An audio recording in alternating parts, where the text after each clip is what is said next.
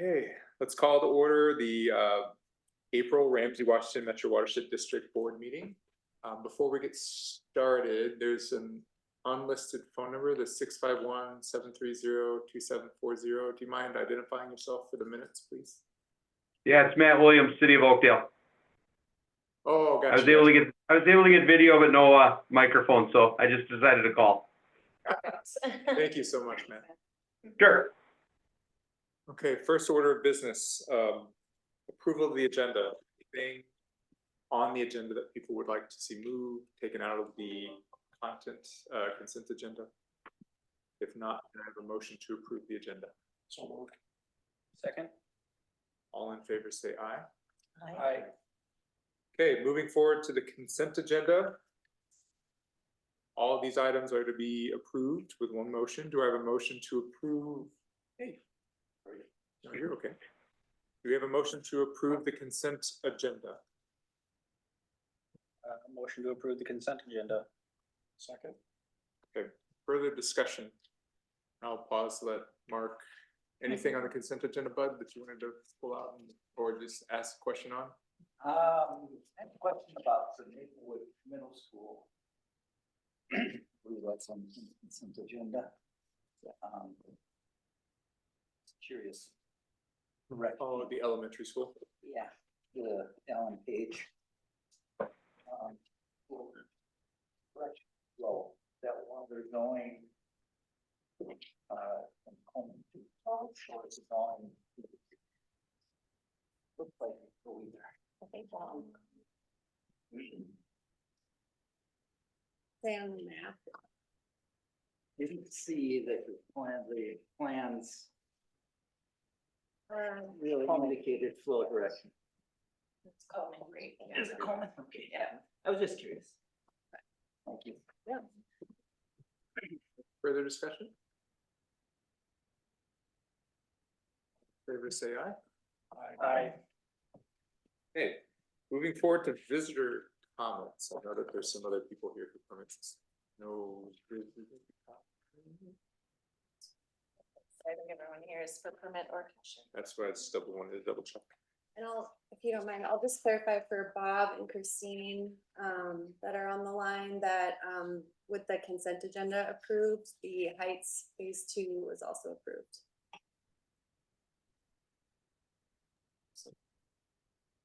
Well, thank you, everybody. It was nice being here for 2 minutes.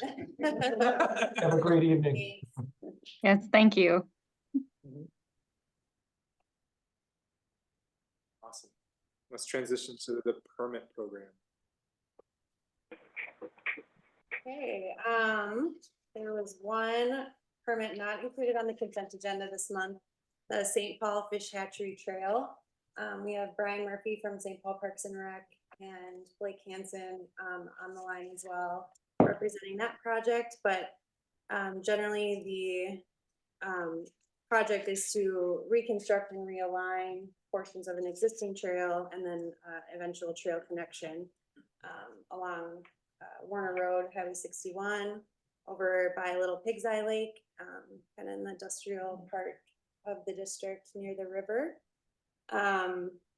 There's lined filtration basins proposed for stormwater, as well as a payment into the Stormwater Impact Fund due to some site constraints and the fact that the site there's contaminated soils from historic land use in that area. No net fill proposed in the floodplain based on our site grading. But there is a 1/4 acre of permanent wetland impact proposed to accommodate this project. There were a couple memos included with regard to wetland impact and mitigation, and also wetland buffer variance request. So I can certainly dive into anything you'd like me to, or if you just have questions to start, we can go that way. I can go ahead and start with a question. Could you say more about the offsite partnership and the 2-to-1 ratio? Yeah. Say more about that. Yeah, so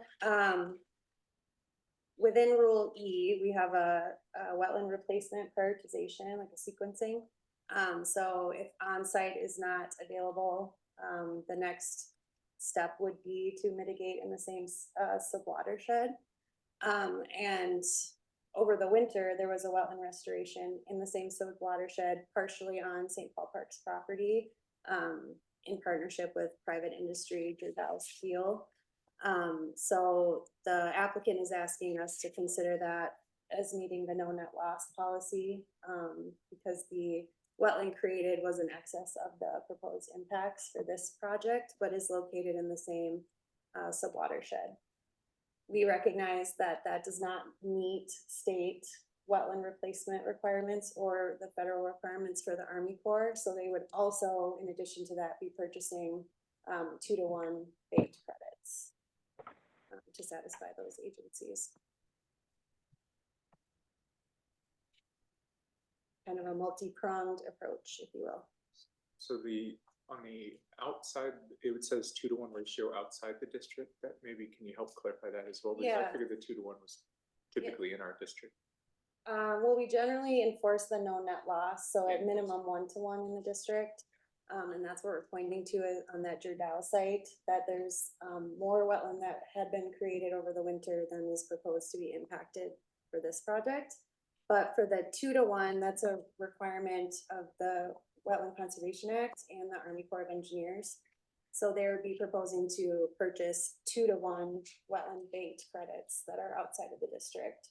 So wetland banks are already established wetland areas, and they purchase credits to allow for that impact. But unfortunately, we don't have any banks in our watershed district, so. I apologize. What followed the 2-to-1 ratio outside the district just for some reason cued me. Yeah, no, it's a fair question.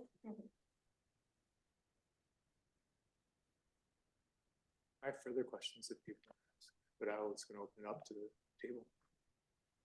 I have one quick one.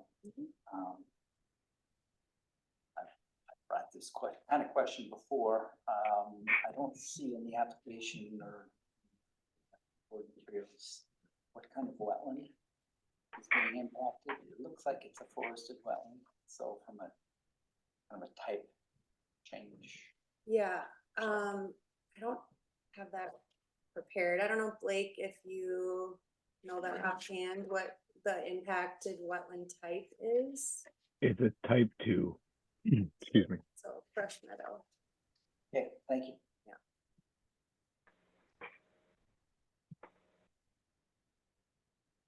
Can I just summarize the conclusion that I was drawing when I read it? It Yeah. sounds like they're trying to put the footpath on an area that's already trafficked fairly heavily. Is that fair? Yeah, there's existing trail, but then there's also like as I understand it, maybe Brian could explain, but it's kind of a worn footpath that's next to the highway there. So it matches where residents in that area that use the park like to use or potentially use the trail. Yeah, I think particularly during those high water conditions, when the existing trail is flooded. So that's a recognized benefit of the project, is that they would be relocating it further away and out of the floodplain. Are we ready to bring it to vote? Do I have a motion to, do we have a motion to approve project number 2412, permit number 2412? I will bring a motion forward to approve permit 2412. Second. Any further discussions or clarifications?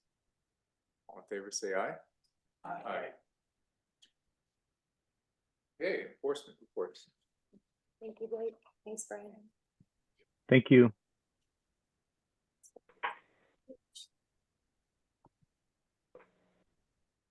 So yeah, Mary and I compiled the monthly enforcement action report, which outlines the violations of various meetings and coordination.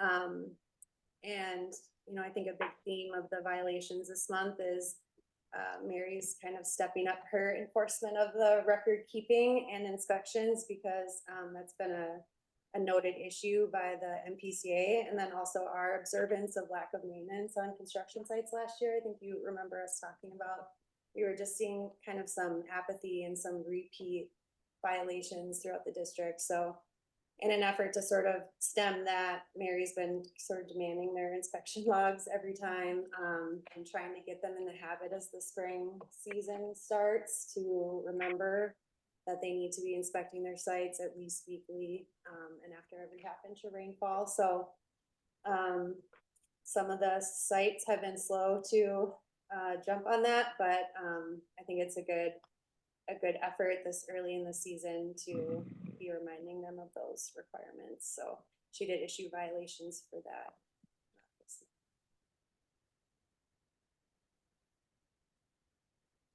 Questions on enforcement report?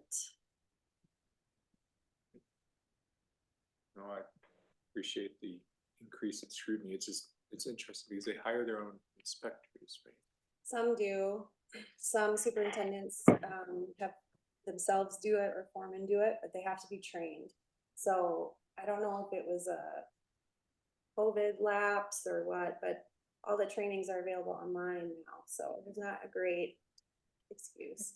But if they don't have someone trained within their company, or if they don't have the resources to be doing those inspections, then they'll hire an outside consultant to do that for them. This doesn't seem like a remedy for some of the proposed reasons why, but sometimes when behaviors you want to enforce, you find a way to bold it on the application or somewhere. Has that been considered by your team, or just to help emphasize the need to? It is spelled out in the state's NPDS permit, and then we also do on-site meetings with all the contractors at the start of the project and go over what our expectations are. I think we're seeing some violations and lapses because it's like the spring season starting over again. There might be staff turnover. Sometimes, depending on site activity, they're not required to inspect weekly during winter or frozen conditions.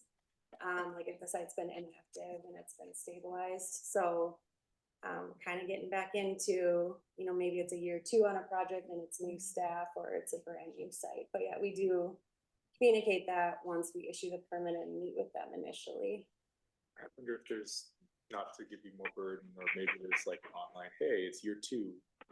Remember these 4 things that really haunt you, right? I know she's done that in the past, and I did that prior. Like we've sent out seasonally themed emails to all of our construction sites, like, at the end of, or in, actually usually the beginning of fall, thinking about winter stabilization ahead of time. And then as the winter is kind of wrapping up, thinking about as you restart, you might need to be fixing your silt fence, you might need to be increasing your street sweeping because it's generally a muddy time of the year. But yeah, I don't know if she particularly did that this year, but I know that has been. That's no fault at all. I think that would be a nice way to just alert them, and then you're like, hey, not only is it in the regulation, but we sent you a pretty email with some flowers and stuff like. Yeah.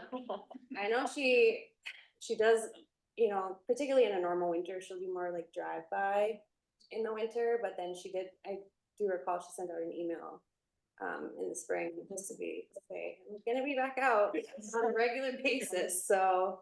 Thank you for your diligence. I just, Yeah.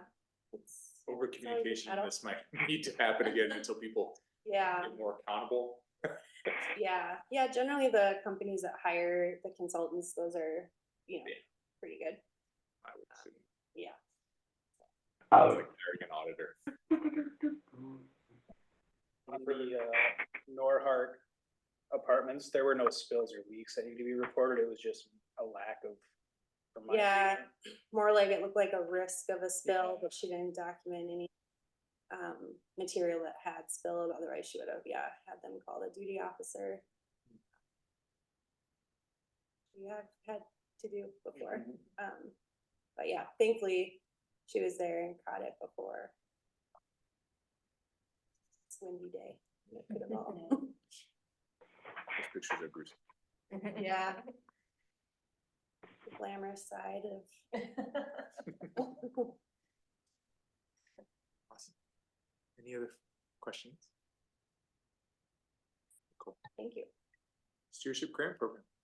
Thank you, Paige. Yes, yeah, we have a couple, 2 that were pulled off the consent agenda that you'll see. So the first one I don't see, the applicant was going to join, but just not been able to make it. So this one, kind of a unique project. It's at Woodland Hills Church in Maplewood, and we've worked with them in the past. They were actually one of the first churches we worked with back in 2013, 2014 to install some rain gardens on a different part of the site. So now they're looking to remove, they have a huge area of parking lot that they don't need. They have this building, it was a former, I don't know, warehouse or department store, I don't know what it was, but it's now operates the Woodland Hills Church. A couple other churches need in there. They have a food shelf, distribution, daycare. So they have a lot of different activities that meet here, and you know, they want to make it a place where people can come and yeah, kind of spend time there. And so the church got involved with a group called Settled, and what Settled does is build tiny homes, and then they offer those to people experiencing homelessness to live in these developments. So this area at Woodland Hills Church would be a demonstration site. No one would live here, but they want to just redo that whole asphalt area, remove that, a lot of the asphalt there. They'll have some walking paths, but then some green space and a big rain garden. And then it will be a place where people who are looking to move into one of these developments can come look at these, they can tour the homes and see how it looks, not just in an asphalt parking lot, but in a good demonstration site.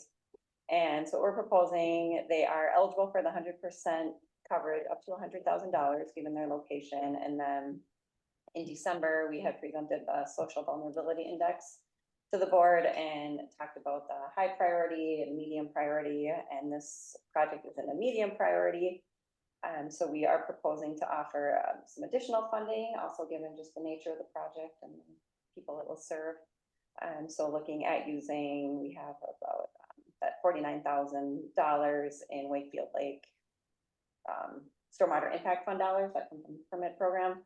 So we could allocate that. So we're proposing to allocate that towards the project as well. Yeah, for the expenses that are eligible for grant coverage. Any questions for Paige on that? So they're wanting to remove that entire impervious area Yes. and then have the tiny homes that will be on some kind of a pervious base. Is there any component that there will be some impervious with the roofs of the homes? Yeah, and some of the paths that they're gonna have through there. Sure. Have they given thought to kind of water conveyance in that area, or? Yeah, so this was actually, we worked with Bar Engineering, so we helped with the design and worked with all that, so yes, I'm assuming they looked at that. Yes, which was, yeah, so that was exciting too, that we were able to work with them, and then they have a contractor signed up, Shoreline Landscaping, that we worked with in the past too. I assume the stormwater is conveyed to the rain garden. Yes, yep, and they will have to apply for a grading permit because they trigger that 1 inch, so that you'll see that probably next month. Can you remind us of all the levels for the SBI? Yeah, so we just have 3 levels, so we have, I don't know, low, medium, high. So this was in that medium category where we said that we could, our project could potentially be eligible for funding. And then that request at the bottom, they asked if we could pay the contractor directly for those costs. That's a big. I'm very supportive of allocating something to such a good cause. I want to ensure that the criteria we use to make the choice to prioritize this one for that money is really clearly articulated. I think it's a wonderful project in what they're attempting to do. So I believe that. But the criteria for it was just medium, and there's lots of medium priority areas. So I just want to make sure that we are clear on the criteria. My personal opinion is I'm very comfortable with the extra spend. Do you know, do they have any of these tiny home spaces in our district that are actually active? I don't know in our district. I know they have some in Minneapolis. And why isn't this one? That was a city city thing? Yes, Okay. yes. I think the way that it's zoned, they can't Yeah. have people living Okay. there. Yeah, yeah, but it was exciting to see them approve this, and then also the parking ordinance. They still, by removing all, I can't remember how many parking spaces they're removing, but they still are exceeding the city ordinance of what's on site, so. That's with over an acre of removal. Yeah, yeah. The acre removal, just removing impervious area, and that is very beneficial. I think combine that with the social vulnerability index aspects, it makes me comfortable. Is this bituminous proposed to be permeable, or is it going to be where they have it on the plan? Yeah, so some of it will be, I know they've got some crushed stone on the exterior, Yeah. but then like where the tiny homes sit is just says bituminous. yeah, I think it has to be bituminous, and I know we looked at, different pervious pavements, but I think the maintenance and everything got. Sure.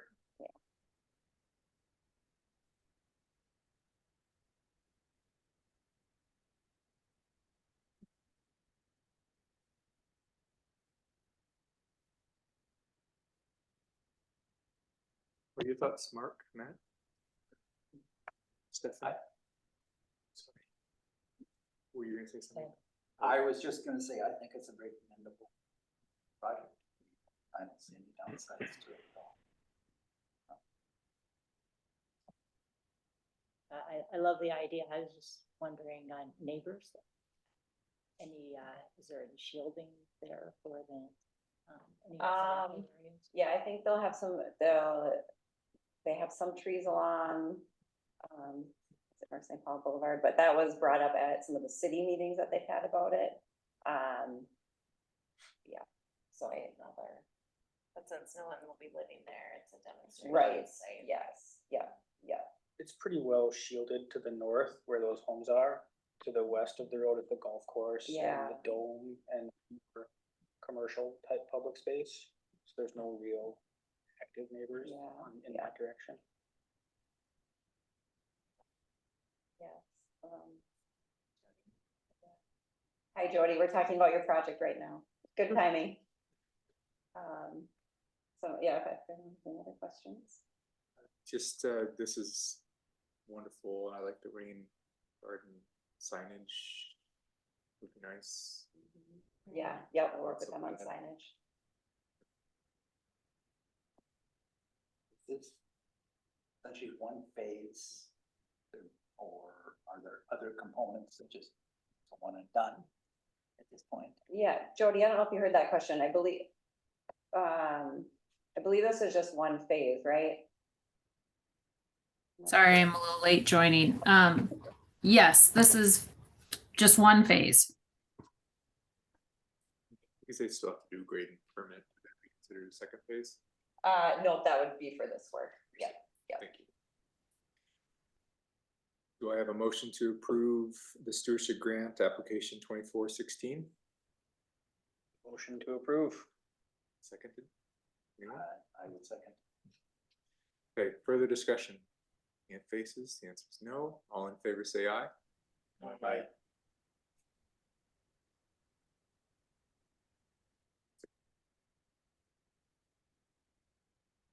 Sorry, that was it.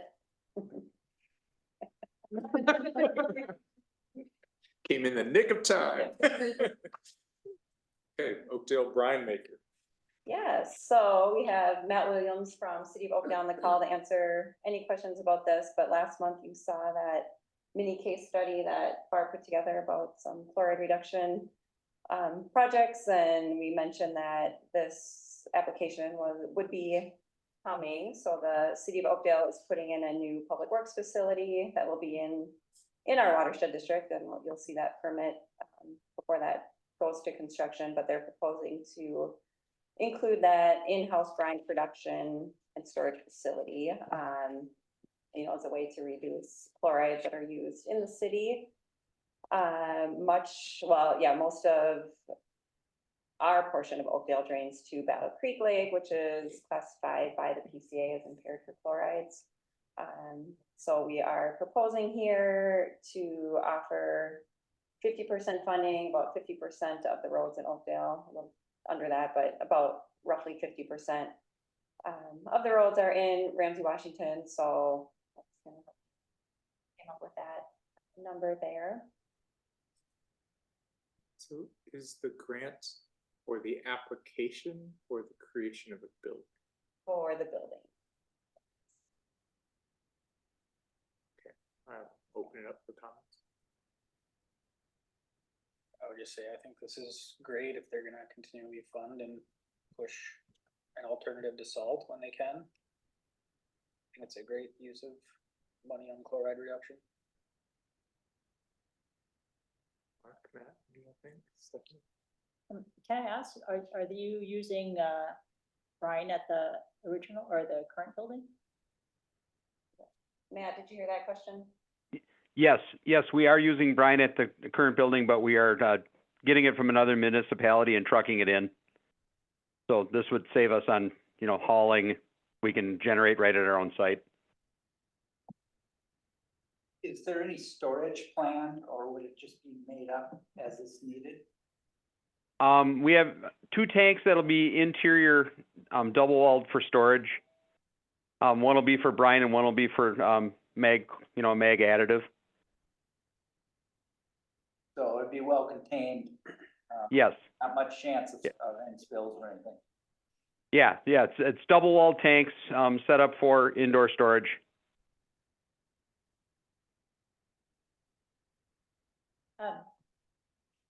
This is Stephanie, just a question, would you be open, are there opportunities within the stewardship grant, and I love the idea anyways, to do it for chloride reduction, of going beyond just the funding, but also then to kind of piggyback on kind of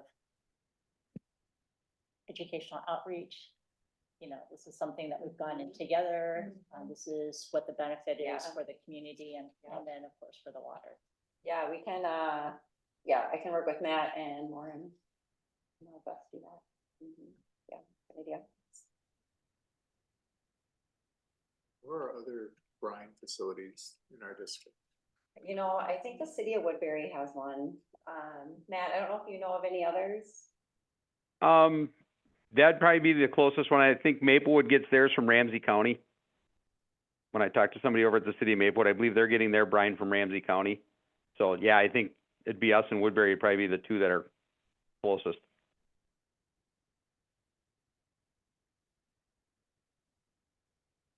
Can you walk me through, I'm in support of it, when I was looking at the criteria for the stewardship grant, just help me understand which ones it satisfies for this. As far as so this is kind of new. We haven't really, we have funded the heated sidewalks for Woodbury. But yeah, I think most of this would fall in that water quality category. This is a new use of the fund.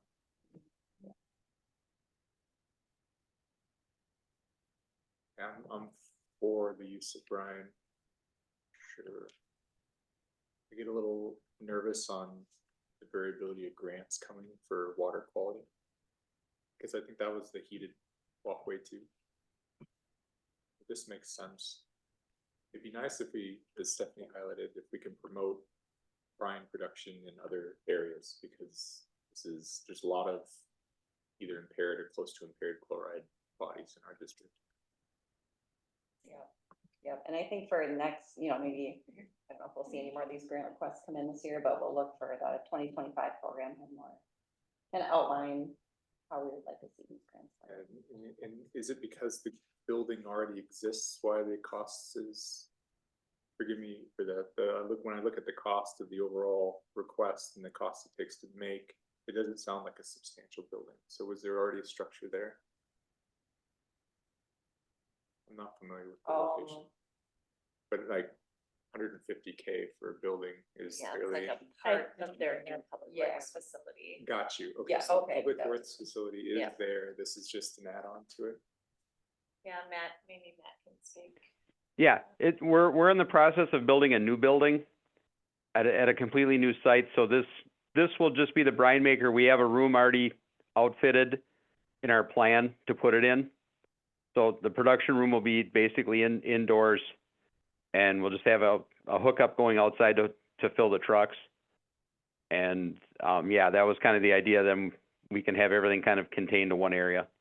So for this to become more prevalent, it would be beneficial for site areas to actually have it planned out in similar ways. Is that fair? Right, so what this grant is paying for is the brine making part of the Yeah. facility of the public works. I'm thinking through how to make it more of, like, if you're going to do brine production or leverage it in this way, here's some success criteria that would help you along, just to build on what Stephanie had highlighted. Getting away from chloride is important. So I'm just trying to figure out, is there some sort of study we can associate with it or tie to it to help other cities consider this as an option? How do we make it a case study for future? Yeah, I'm just doubling Future down on what use. Stephanie suggested. I could see there being a lot of utility. It's like, oh, you're shipping it from Ramsey? Well, think about becoming a vertical supplier, and then it reduces your cost and environmental impact. So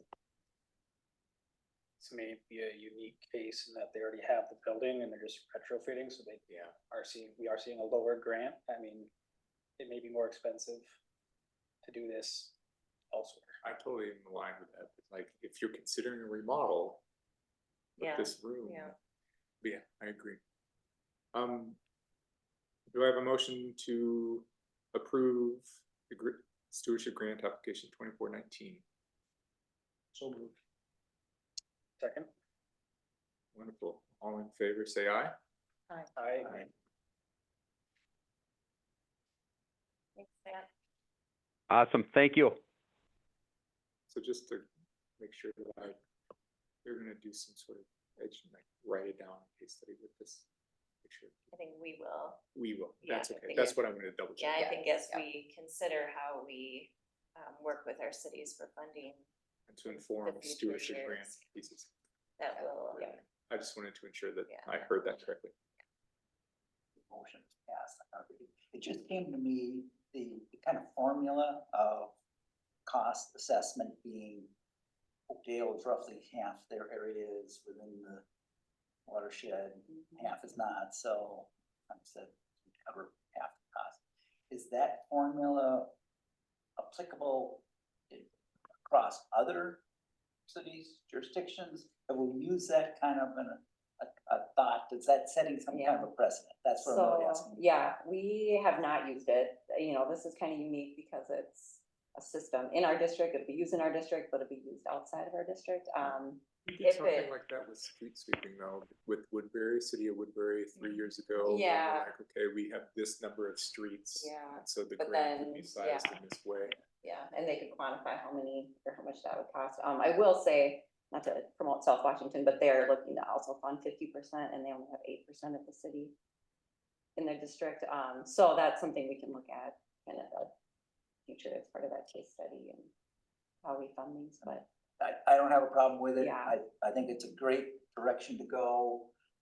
Just wondering about that precedent, if somebody else comes in and says, yay, there, you know, it's, but yeah, it sounds like it's not gonna be yeah. a problem, so. yeah. I find when it's worthwhile, people are generous, cities are generous. Yeah, I think that has come up in some of our initial conversations about funding sweepers, street sweepers too, if that was, yeah, maybe that's what you're. Yeah, it was we could do specific that with the again. Woodbury one, and we discussed it pretty at length on a board meeting. Yeah. Cause, yeah, I think the way it was approached was fair and justifiable. Feels the same way here, but you're right. and we do have our maximums too, set, so there is a ceiling I that. don't think we're Yeah. exposed in any Yeah. great way, just Yeah. asking the question, so. No, that's a good question. Yeah. It's something that so I'm very interested in the draft to inform us next year because that'll help for sure. Something similar to what we did with the streets. Yeah. Anything that you'd like to highlight on the budget status page? It seems like everything's been approved Yeah, it's with been stars busy. on it. Yes, yeah, lots of 5 applications on the consent agenda, so we have most of our requests for street sweeping. I think I'm still expecting one more. And then we're meeting with Michael McKinney at Bar to talk about some other options for funding and how we can offer that to cities. What public art is approved? That was Actually, Randy Edmondson, who was here last month from our CAC, she does a lot with the Ames Lake area. So she's working with a local artist and then some students to do an art piece on Ames Lake. Moving to action items. Thank you, Paige. Yeah, it's just the one action item tonight for the County Road C culvert. I'm gonna let Brandon. Sure. Yeah. So this is the first of several drainage improvements on Coleman Creek. The feasibility study was presented to the board 2 meetings ago. This one is at the culvert crossing of County Road C. We're sequencing this particular improvement ahead of some of the others because the county is planning to resurface County Road C later this summer, fall. And the county has a policy where once they resurface a roadway, they don't like you to go back in and disturb that roadway for a number of years afterwards. So they were gracious enough to move their resurfacing project around the summer in order to accommodate construction of this particular culvert crossing. We have been working with the city of Maplewood. They have a fire station just to the west of this location. Been working with St. Paul Regional Water. They've got a water main that crosses this location. The culvert's going to be constructed on county right of way and property. So we've been in close communication with them. We've also been in discussions with the DNR on the public waters work permit side of things. There's an agreement with the county that is working through the process at the moment because it's a county culvert. The agreement, the draft agreement right now is the county is offering to fund up to 100% of the construction costs associated with their culvert. So the watershed's role here is we're doing the design because we had identified it as flood risk improvement, way to mitigate flood risk in the area. We're able to advance that design, get it constructed in advance of their street improvement project later this summer, fall. So the request that's asked of you this evening is to authorize staff to finalize the design, cost estimates, and then provide authorization to solicit bids, which we would bring back to you in the next month or two. And the schedule there is a little bit open to allow for finalization of the public waters work permit to make sure that gets approved before we come back to you with good results. Fair enough. Any questions about the culvert under County Road C? I feel like we've seen this particular proposal quite often, so Ready to go. I'm going to take a shot and say, do we have a motion to approve? Okay, good. Sorry, Nick, I didn't hear you. I think I brought this up last time when Tyler was here, so another bar voice. I'm looking at, I don't see the figure number, but the elevation on the south side versus the north side. I think this thing is going to have some slant to it. It'll be higher at the north, the bottom will be higher at the south side, lower at the north side. And I think that makes total sense. That particular crossing does drop quite a lot on the north side. And I guess the question, and what I asked Tyler is, just wanting to make sure that we won't end up with at some point, a perch culvert. And so, we need to allow for a good exchange of aquatic organisms, high flow, you might have fish, you might have inverts, whatever. So is that kind of change in the tipping, does that seem reasonable? Is that kind of extreme? Is it just, give me a sense? Yep, it's a good question. So the drainage in this area is from south to north. And so the overall slope of the existing culvert is from south to north. The existing CMP culvert, particularly on the north end, there's a little bit of a scour hole that has developed at that outlet. with this design, one of the things that we're proposing is to put in a culvert and then bury the bottom 2 feet of the culvert. So that way the channel substrate is maintained throughout that crossing, following standard design guidance in order to improve aquatic organism passage. Yep. So we're mimicking that drainage pattern. We're looking to make those improvements, burying that invert. We're hoping to minimize the potential for that to happen again in the future. Yeah, so there's not a good likelihood of it undercutting and then sort of, not being fully stabilized. Yeah, so there's 2 pieces to that. One where it's appropriately sizing the size of that culvert to try to prevent high velocities moving through that area. And then at the upstream and downstream ends of that culvert, there's shown on the profile, there's a bit of a cutoff wall so that if a scour hole does develop, it would prevent the undermining of the culvert. It would keep it up the upstream or downstream end until maintenance can occur. Mark, have you visited that area recently? Is that a problem that the current culvert has? I haven't gotten out and really looked at it. I've driven by many times. And I Yeah, just same. know on the north side, it does look like there's some scouring. It does look like it's down cutting. It's not a stable channel. I think that'll all be kind of reworked with this for the next phase. And so I mean, I'm very confident you guys know what's needed. I just wanted to have a little conversation around that. It's a good topic. It's a good idea. You guys have the plans in place for that then? Right now, this set of plans is limited just to that culvert crossing. We're not extending that project area further north into the county property, county parks property, I believe. But we are, yeah, we are addressing that the immediate scour hole right at that outlet to make for a smoother transition back to the current channel. So a total ignorant question, but you mentioned aquatic organisms using it. Is there evidence of it being used that way now? You know, the flow is intermittent. And so we haven't completed an aquatic, no, as part of this design, we haven't completed an aquatic organism survey there. The purpose though of doing that was for a very small incremental cost. We could make sure that wasn't something that would pop up, wouldn't be a barrier now. I'll just say offhand, I've been in that corridor downstream several times. And I think it's a wonderful stream corridor. It's kind of an underappreciated resource that I don't think a lot of people are even aware of, that, hey, this is something that so I think it has some real opportunities.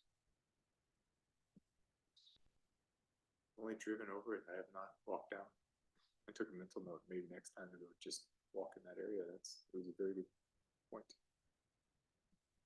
So any further questions? Go ahead, Steph.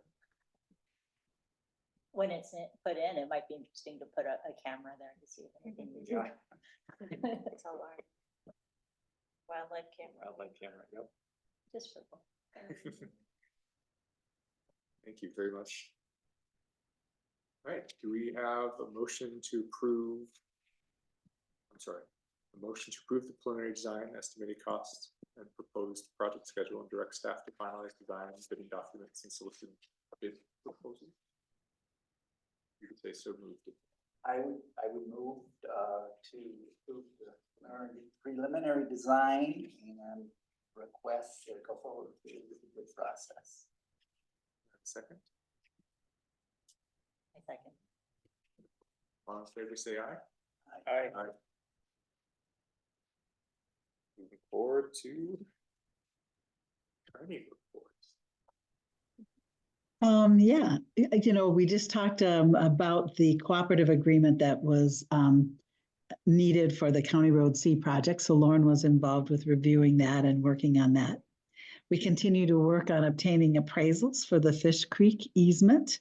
And we reviewed the certificate of insurance and the documents for the Woodbury targeted retrofit project.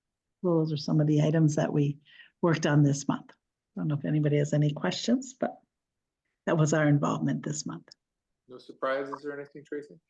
No, I think there was a little back and forth on the certificate of insurance, making sure that met our requirements, and they did adjust it accordingly, as well as the cooperative agreement. I think Lauren had some things that they wanted changed, and I think that went pretty well. So we're not finding any pushback or any real concerns. I'll be helping with this. Yeah, right. Any further questions for Tracy? Board discussion? Thank you, Tracy. Yeah, thank you. I think what I'll try to do, because I know sometimes the meeting surprises me, I'll probably send out an email around board discussion topics just to remind and keep people fresh, but I didn't have any this time. Does anybody else have board discussion topics? Yeah, I do. I know we're probably at the end of road salting, but chloride is still kind of a pet peeve. So I was just wondering if there's something that we could do maybe in terms of thinking about working with folks on calibration. And I only bring this up because perhaps Wisconsin is different than Minnesota, but I know in Wisconsin salt-wise, salt education, what they've done is several case studies on the fact that most, I'm sure, larger organizations, cities, counties calibrate, which is great. But we have a lot of other people who are doing salting, whether or not that's private contractors who may not know or realize how much they're putting down, which seems evident as you go through parking lots. And so I was just wondering if that's a possibility, or if other organizations, whether or not with the cooperation of perhaps the city of Oakdale, who's putting in the new brine equipment, might be able to sponsor that, or in conjunction with the watershed district. Just a question. And it's something that everyone, if you're using it, cost savings would be, you don't want to put down too much. Yeah, we've worked with the smart salting organization to, and they have a lot of materials already provided that we can use regarding. Yeah, You're not I'm thinking the guessing, calibration in general. I'm thinking of actually actual calibration. So what happens, I think, is telling people in theory and actually doing it is a little bit different. And I don't believe it's that hard. I mean, I've seen the folks that are doing it, they just need a scale and actually. So just some like simple instructions that we could give them to. Or even sharing some of the videos, but actually maybe having something on site so that people, maybe if people take the smart salting education, actually do something. I'm sorry, actually do it in practice, then that might be a takeaway from their classroom education. I could see that's a perfect opportunity for kind of a demonstration. Big Oakdale, just off the whatever wall, maybe they would be willing to enter into, some kind of whatever agreement, if there's money or not, and other surrounding communities could come and, this is how we calibrate. And, I mean, it's one thing to sit through a class, know you have to do it, but then to actually see somebody doing it and know they are then a resource, perfect opportunity to learn and kind of network. I think there might be some differences in how a city might calibrate versus a private contractor. So maybe there's a private contractor that can be a case example, a good case example that would help us train others or help provide some information. So we can look at that when, we'll be looking at our fluoride education for the coming year, and we can talk about that. Okay. I always find it's really useful when somebody who actually applies the salt does listen to somebody who's actually in the business doing it. That would be interesting. How does salt education play a role in Waterfest? Does it play a role? Question, Lauren, do you, or, Well, I was gonna say that kind of ties into the board discussion that I was going to bring up. CAC is looking for ideas. They've mentioned salt education in the past. They have a meeting this month. I believe it's their last one prior to Waterfest. So if there's any board direction, not just the smart salting stuff, but wanted to open that up to the entire board so that I can give them any feedback that this group may have. It's on the 26th, right? Or no, something June like that. first? Oh, Forgive me, the I'm sorry. next CAC. The CAC. Third. 23rd, yeah. Thank you. yeah. Lauren, do you have anything to say about what's being planned for around salt education at Waterfalls? Sure. So we don't have a specific topic-based chloride education section within Ramsey-Washington's section so far. So that might be a good topic for CAC to cover. We do have several things in the works in terms of a larger chloride education campaign throughout the district.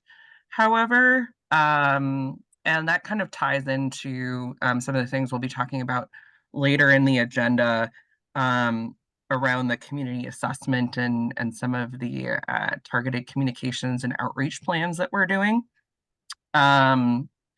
So we've been kind of looking at those opportunities as good ways to have extended conversations around chloride. We've been hearing from our partners that, so there was a low salt, no salt campaign that's been started by Hennepin County and some of our friends over on the west side of the metro. And they've been doing outreach specifically to local businesses and namely to the homeowners associations. And Washington Conservation District also did some survey work with HOAs in Washington County. And what they found is there's not a high level of interest, namely because they're worried about litigation, which we hear on a regular basis, and they're worried about cost. So Litigation being people getting injured? Injured. Slip and fall. Yeah, and that's part of the legislative work that Minnesota Watersheds is working on to limit that liability. So that kind of goes hand in hand with that concern. Correct. So what we're hearing is that until they hear from the customers and the property owners within their HOAs or people who frequent those individual businesses, they're very reticent to do that. And we also heard that from a private snow removal contractor who received a Watershed Excellence Award that, you know, he was hearing back from his client base that they were very reticent to do brine application or other things because of that litigation concern specifically. So that has been the main obstacle to get around. We were going to have a chloride discussion at the board as well. I know we've kind of pieced it out. Is that, I like that you're trying to be proactive in terms of making sure the plans are in place. So maybe that's something we can proactively plan through. I think I have it for fall. Yeah, that's what I discussion. assumed for fall. And it certainly will be something we talk about as we get into our watershed management plan update too, because it'll be a big topic. But back to the CAC and Waterfest. So 2 years ago we did salt. We did. Because, yeah, well, yeah, we did. We pulled it off. Yeah, we had, if I remember right, we had, you know, a 5-gallon bucket and we had a teaspoon, you know, And just we had- visual And products. huge And that banners, display- pull-ups, banners that you pulled from. Yeah, PC, pollution control agency. Yeah, so we talked about water softeners as well. And because it's summer, it's hard for people to connect with winter salt use, but I think it's I don't know. It has been a topic that has been of interest at CAC, I think, in the past, and it continues to be. It sounds like you're bringing that forward, and it is something that I think personally we're gonna just have to keep working. Yeah. Yeah. I like- certainly. So I would say I have all the stuff that I pulled together for that, and they're more than welcome to have it. Yeah, I'm a big supporter of CAC trying it that way. Generally, you need to say something 20+ times before people Yeah. sink Mhm. in. This is a good first attempt. Yeah. Yeah, they have a number of things on their list as possibilities, but if the board thinks that salt should be kind of number one, I can definitely mention that. I mean, the adopt a drain is always a Yep. wonderful thing. It's fantastic. I would put this on at least the top 3 if they're considering more than one. Other ones that caught your eye, Ben? The adopt a drain worked very well last year. I know that they had a lot of participation in that. They should all sell cars. They're very effective. But they had a list of, I don't know, 10 ideas, so they weren't gonna be able to hit them all. They were thinking of, maybe doing 2 or 3 things, so adopt a drain, salt, awareness. Ambitious. Yeah. We'll see what they come up with, but I mean, it Yeah. sounds like the board is in full support of those 2 things, so. It's become a very clear problem, especially with reviews of water quality as of late. It seems very good. We'll be hearing about that. It'd be interesting to see, and I know it might be short notice, if there are private contractors who want to help you guys, the CAC doing. It could be another way to start engaging partners, but it's a thought. The topics. Thank you. Well, maybe we could take something off our board discussion. I wonder if we need a land acquisition policy, because I think we're coming up on 2 years that's been sitting on the board topics. And I remember the impetus for it, and if it's no longer applicable, maybe we could just pull it off. I mean, it certainly could still be discussed and have in place. It is also something as we go into the watershed management, I keep saying this, the watershed management plan. I mean, I think that's a good place for us to have those discussions and have it into our plan. As we look forward, I don't have any, like you said, there's no impetus for it right now. And that's why it's kind of just been hanging out there, but yeah, that's. My thought process for it was whether or not we need to have a conversation and maybe consider the ramifications of having budgetary items for it, just in case. We've talked about the water, like the watershed and rehabitating, I'm blanking on the name, what we said when we try to restore a watershed. So I thought it might be beneficial to have, but it's not necessary for May. It is necessary for the board as we think through the plan. So as long as we hit it before the planning session, I'm very happy with I think, tabling it. purchasing land and owning land is not something we've done.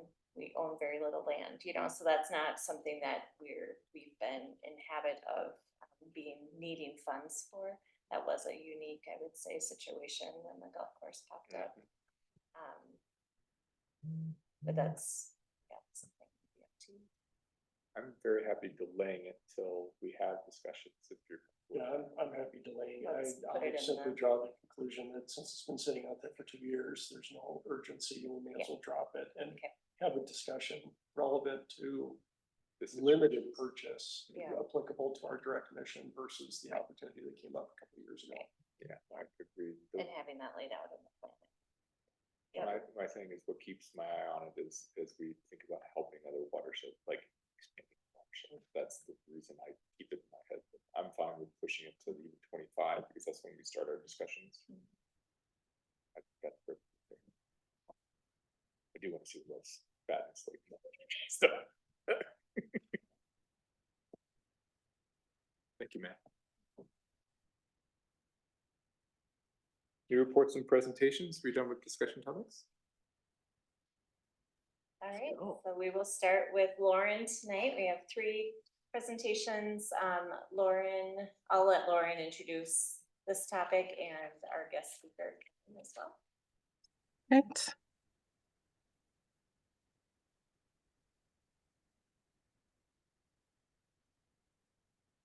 Can I get my presentation on the screen here?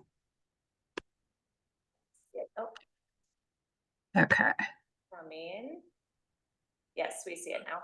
All right. Okay.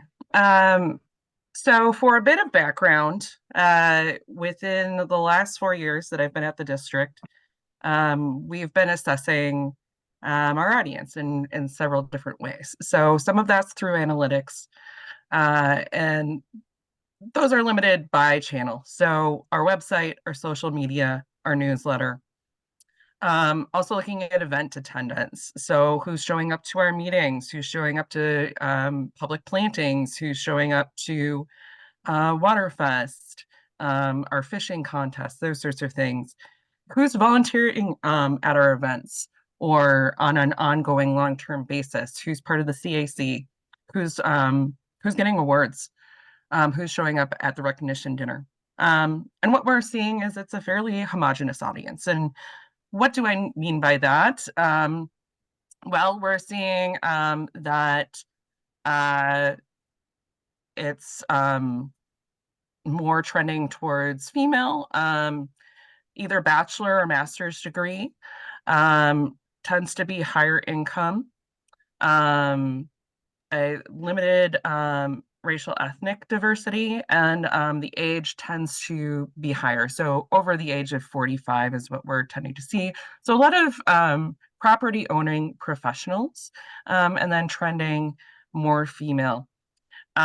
This is a sector-wide issue.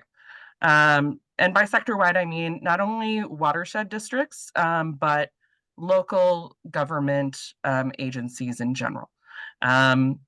We tend to get engagement from people who are having an existing problem. So whether they're having localized flooding or they have a specific concern, or they're extremely passionate about this particular issue, and so they've decided to invest their time and their individual knowledge in this particular topic, and they tend to come back again and again. The problem here is that that's a very small slice of the demographic of our entire district. We have over 200,000 people in our district. So how do we move beyond that bubble? How do we get engagement from the entire district? You know, in terms of geography, are we seeing more participation or more engagement from different areas of the district? Is that correlating to projects? And how can we move beyond that? How can we get better engagement? So one of the things that I did when I started here is I did conduct a communications survey online in 2020, and what we found is limited participation. And it was participation within that group that you see already. So we wanted to move again beyond that when we're doing survey work. So we wanted to see respondents that are consistent with the demographic breakdown of the district, and have some geographic information as well, hopefully by sub-watershed, so that we can kind of target, are there differences demographically? Are there differences in terms of age? Are there differences in terms of location? For the next couple of things that I'm going to discuss here. So how visible are we within the district? Do people know that watershed districts exist? Do they know Ramsey-Washington exists? And beyond that, do they know what we do? We wanted to get a sense of how water resources are used. So what kind of recreation are people engaging in around their lakes or their ponds? We wanted to measure water concerns and values. So what are people specifically district-wide concerned about? Are they concerned about water quality? Are they concerned about flooding? And what do they value in their water bodies? What do they see as water quality specifically? So we have within our individual sector, our measurements and our definition of water quality. That may not permeate out to the public in general. So when they look at a body of water, what looks like a healthy body of water to them? And is there a gap that we need to bridge? So those are the 5 items that we really wanted to address. And to do that, we needed to bring in some experts. So my slide is not advancing. We're bringing in flash vote, basically. So I have Kevin Lyons here. He's the CEO of Flash Vote. And he'll tell you a little bit more about the logistics that we went through in terms of delivering the specific survey. And then we'll have some questions if you want to ask him about survey delivery. And then I'll wrap this up in terms of talking about what our next steps are. So how are we going to use this information to reach our audiences better and further our engagement throughout the district?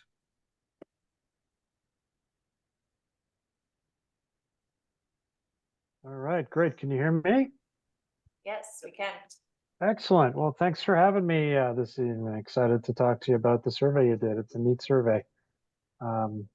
We work with, I'm CEO as Flash showed, also the chief survey editor and an engineer, chemical engineer by training. I was told we have some engineers in the room, so I'm expecting some high quality questions, folks. Let's make us proud. So I have the actual results to show you. I also have a presentation. I'm going to try to share the screen here too, if I have permission. And feel free to jump in with questions at any time. Okay, great. Can you see the screen? I'll blow it up here. Yep. Excellent. All right, yeah, so flash vote, real quick in a nutshell, as Lauren mentioned, there's a challenge with getting regular people to give you input, as we all know. And the way we sum that up is, hey, what if we could, hear from the many, not just the noisy? And so we specialize in scientific surveys for working with governments, cities, counties, special districts across the country. And I was very excited when Lauren reached out on behalf of our WMWD. We'd met at a conference in Minnesota where the public information officers get together. So the serve the many, not just noisy, means we have to get input from people who are not especially interested in a topic. And so the normal way of we think about engagement is that's going to be the people who do have some special interest in the topic, as Lauren was saying. And as we see in the data, there's differences in the people who know about you than the people who don't know about you, for example. So our approach was to do outreach, define the geography. We broke it really into two big parts, which was a priority area that you have and a non-priority area. So the sort of the harder to reach area.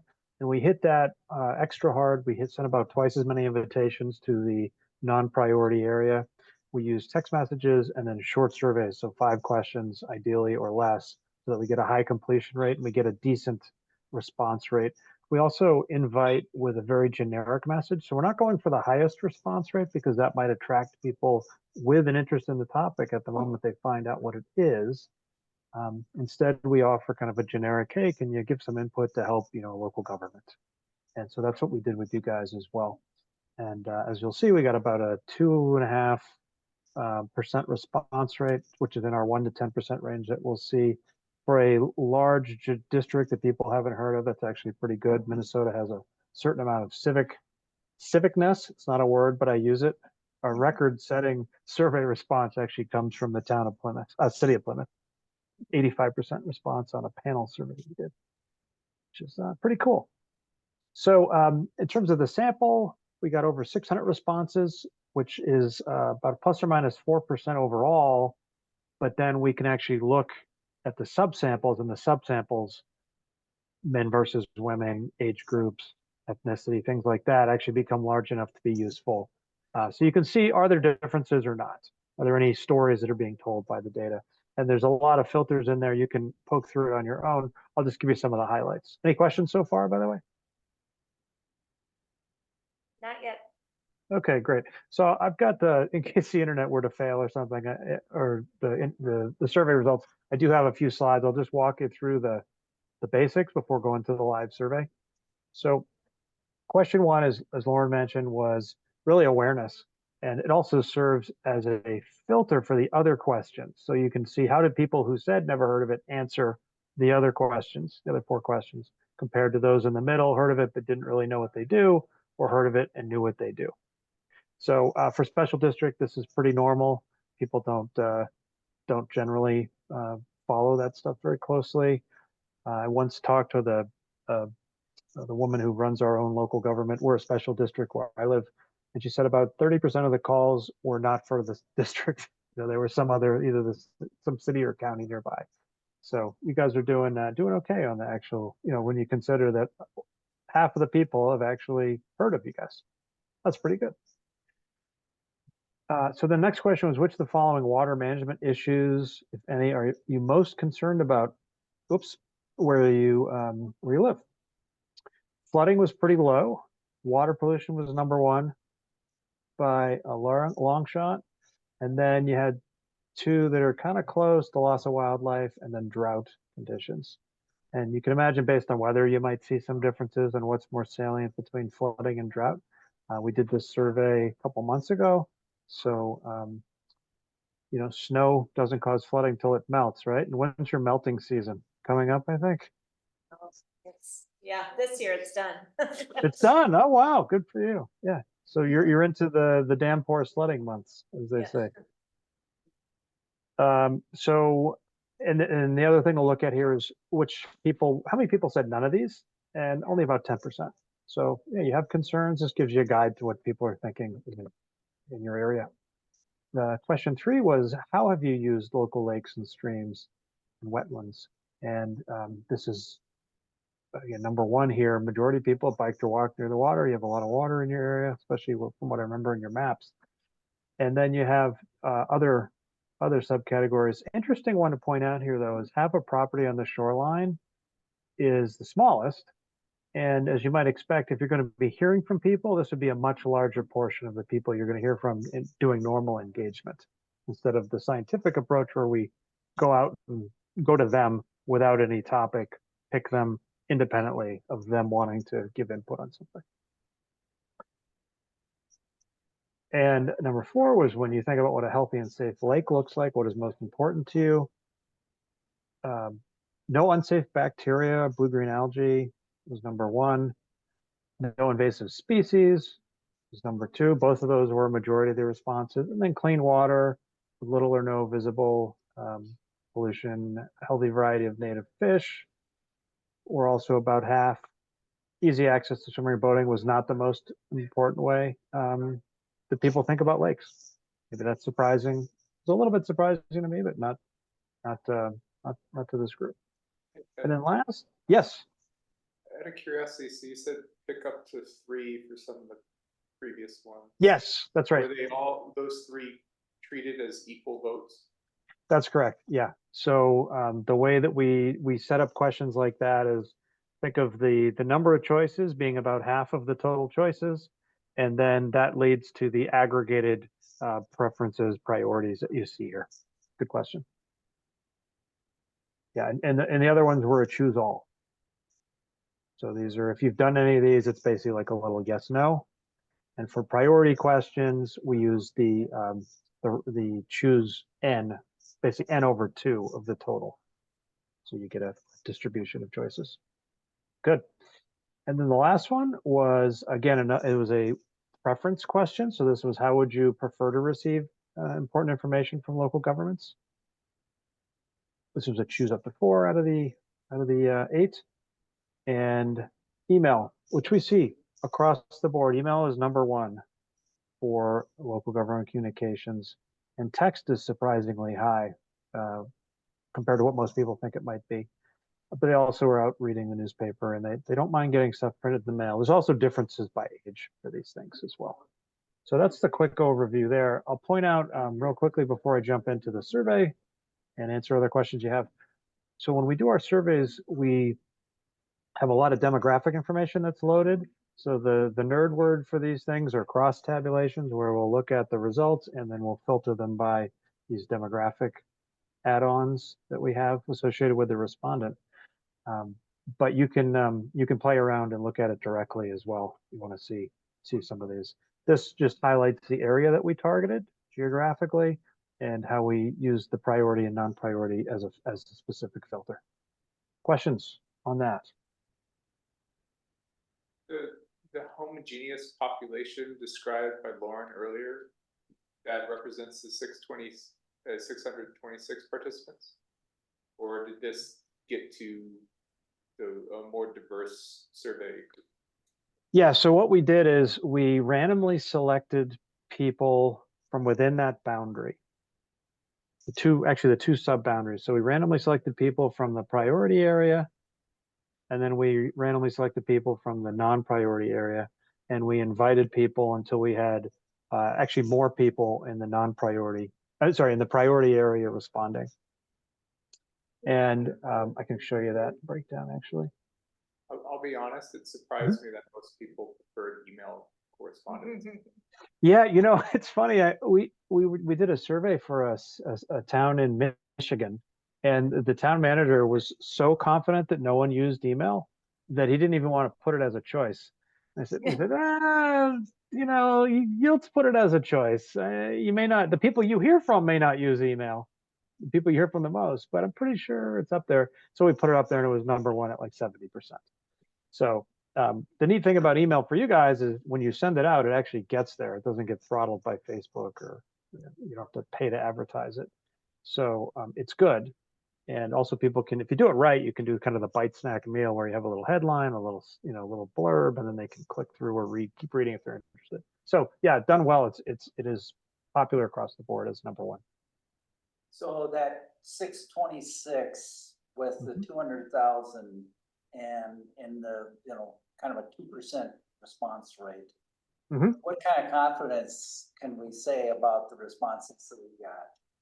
Yeah, so using the 621 number, you get as a sample from your whole population.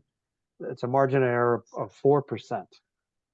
So that's kind of the minimum error you have from the statistics of the survey. So what that's saying is there's a true number in your population, if you could somehow know that the estimate that we're getting from the 621, the best we can do with perfect everything is ±4%, which means we are within 4% of the true population 95% of the time, basically. Seems pretty good. It's good, yeah. I mean, a typical gold standard number is 400 responses ±5%. And what's crazy is you can use that same number, whether it's a 200,000 person area like yours, or 300 million in the US, or 10,000 in a small community. It's the same number, basically. Yeah, other questions? Seems like that margin of error would cause some of those bar charts to be fairly indistinguishable. Yeah, so that's right. You want to think of them as grouping, and if I just pulled up, if you look at the priority, non-priority, so that's for the whole group. You can also mouse over and see the subsamples. So we had 219 in non-priority and 374 in priority. And, those are smaller samples as subsamples. So the error rate gets a little larger. So for example, these two, if there's a whole story here that makes sense, you can kind of interpret it that way. But when you have a 3% difference, it's not guaranteed. It's better than no data, but there's just a tighter window of what you want to believe. Does that make sense? Yeah, validates. But those bars are relative to each other. So I guess what I'm trying to say is they all have that same 4% confidence interval. So seeing kind of how that they break down, that's your pattern. I mean, you don't have to pay attention to the numbers as much as just the pattern. It's the pattern. That's right. Yeah. And you don't want to read too much into that. Like we joke that how can you tell a statistician has a sense of humor? They use decimal points. Ignore the decimal points. Yeah. Especially. But yeah, there's a pattern, and sometimes there's just a clear story that it tells, especially when you look at things like age, for example. So when you see age, you basically are looking for, is there like a staircase effect? Right? Younger people don't pay as much attention to local government. That's consistent. We see that. Now that's telling you a story. So older folks are a little more with it when it comes to this stuff. And you see the reverse staircase down here. So you see those kind of patterns. Sometimes you'll see like a peak in the pattern, or a dip, a minimum or a maximum in the pattern. Otherwise, you're kind of about the same. And what's interesting when you look at some of these things is email.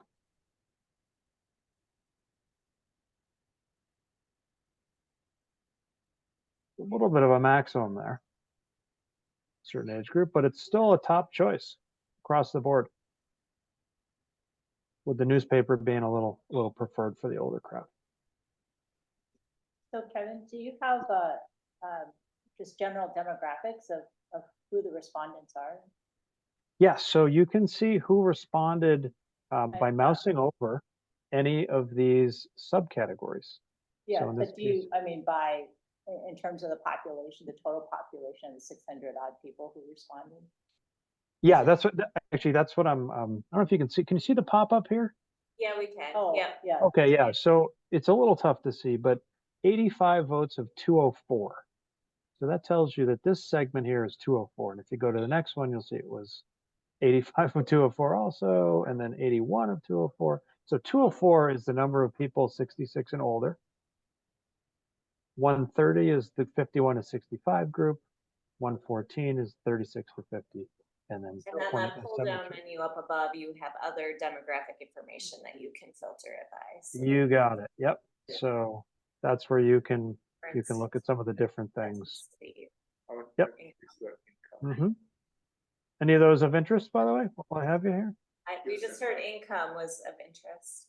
Income? Yeah, you can see if there's a difference by income. A lot of these things correlate with each other too, by the way. So like age, people get more interested as they get older, they're wealthier as they get older, they vote more as they get older, so on. So yeah, this is one where we did a split to see if there's any pattern, and as expected, kind of the slight difference, younger versus older, richer versus less rich, and so on. So, but pretty Lauren consistent, mentioned actually. Earlier, sorry, Lauren mentioned earlier, one of the concerns was that we don't get a response from a group that is representative of the population in the district. So I'm just wondering, again, coming back to the demographic distribution, does that represent the district? Yeah, so for each one of these samples, we actually got a decent number of people. That 600 is plus or minus 4, 400 is plus or minus 5%, 200 is plus or minus 7%, 100 is plus or minus 10%. So Kevin, just out of curiosity, I think what we're looking for is, for those categories, what does our district look like just from a demographics only? Oh, yeah, for this one, we picked a median income number. So with our filters, we try to pick filters ideally that are, roughly equal sized themselves. Maybe ethnicity might be a good example. Either ethnicity or gender. Which one? Yeah, I bet. Ethnicity. Yeah, ethnicity would be one that's not equally distributed, like the gender. Oh, so so he's saying you pick the median for some of these that tries to split the population in half. Yeah, so that you get decent sized groups, because as we were talking about earlier, you're looking to see, are there any differences or trends or not when you think of those subsamples. But in this particular instance, we could, like the Asian population for our 200 folks, you could probably say that's X%. And so I think we're trying to figure out, did we capture enough of that population to map to what we expect the 200? Yeah, so it's an interesting thing when you get into the uneven filters, because some people, I had a conversation with a city in Washington, and they were like, we're going to do this survey in 5 languages, including Ukrainian, and they got like 3 Ukrainian responses. And the question was, well, are you going to assume you now know what Ukrainians think because 3 Ukrainian-speaking people took the survey? Or are you just trying to be inclusive? And inclusive's great. But if you want to know what Ukrainians think, for example, you need a large enough sample of Ukrainians. So what we did by going to the larger overall sample size, we're able to get some usable samples here of people that, even though some of these are smaller groups. And then you can kind of see that comparison story. It gets noisier as you get to the smaller groups, but yeah. Can you highlight the blue one? Yeah, that's the largest. Yep, just to jump in here, one thing that is a challenge with survey work in general, and one reason we wanted to do text delivery, is historically community survey respondents tend to skew older, and they tend to skew whiter. So that is another reason why, Kevin and I discussed this quite a bit in terms of being able to have demographically representative data, or as close to it as we could possibly get, which is one of the reasons why he also over surveyed. And the text message delivery was also a reason why, we were hoping that we would get a more ethnically diverse response rate and age as well. That we would, as opposed to maybe a paper mailing. A lot of survey contractors used to use postcards or email. So yeah, it's a great point. So a lot of these groups are harder to get. You have to invite more is another way to think about it. And like with paper surveys, rule of thumb is half of the people who respond will be over 65. And so another reason to do the text is because it is a universal thing at this point, but over 90% of people have the text capability now. And it is also easier to take the survey when they get it. So a lot of tricks to try to get a reasonable response rate and also a high completion rate. So, 80, 90% completion rate is good too. Good, other questions? Lauren, thinking about the results, are we gonna see an action plan associated to it at a later date, or is that something that we're gonna cover as well? Excellent question. I actually have some slides for that. If you don't have any more questions for Kevin, I can take the reins back. Is that okay? I had just one follow-up question. Sure. Sure. Me and Val were saying, but is there a comparison of like overall demographics of Ramsey County is this?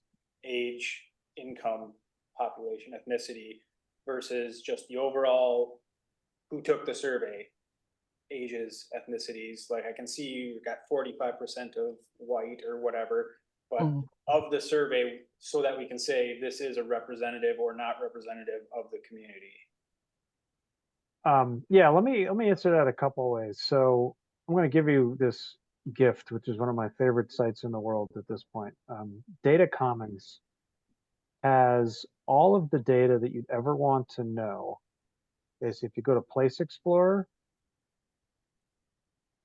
and you want to see Ramsey County, Minnesota, you can basically see all the data you want to see for Ramsey County, compare it to nearby counties and other places across the country. It's basically census data, Google project, census data visualized and made into steroids. So if you want to know anything about your actual underlying distribution, and whether it's by age groups or ethnicity, anything you can think of really, race, gender, etc. This is gold for you. This is great data. We do comparisons to this sometime.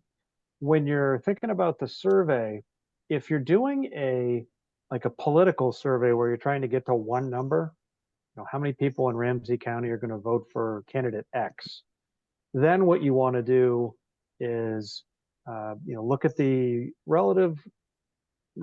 data you get, normalize it, if you guys remember that word, like renormalize it relative to the underlying data, and then come up with a number that's, apply all kinds of fudge factors basically, and come up with like one number. In our surveys, they're designed more for decision support, so we don't average away all that information. That's what we use the filters for. We show you the subcategories themselves, so that instead of saying, okay, the average for everyone with a male-female adjustment is 27%, we show you the differences so you can use that to inform, decisions and action plans. Does that make sense? It makes sense. I guess my thought process is more as we go into the management plan and things, if we can clearly see we're missing some section of the population, it would be useful information in targeting different audiences.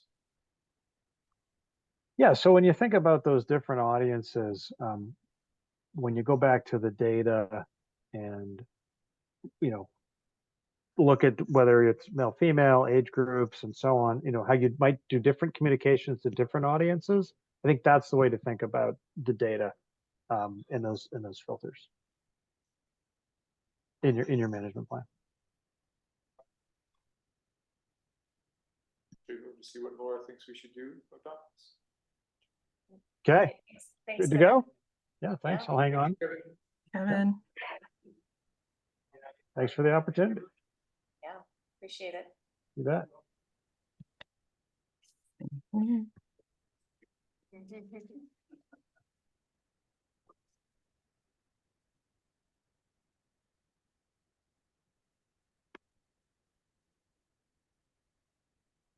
All right. So what are we going to do with this information? So I realized that most of the current board was not here when I did a presentation in 2021 about strategic communication. So I'm just going to review something really quick. The strategic communications, we recognize that we can't communicate to a general audience because people are different.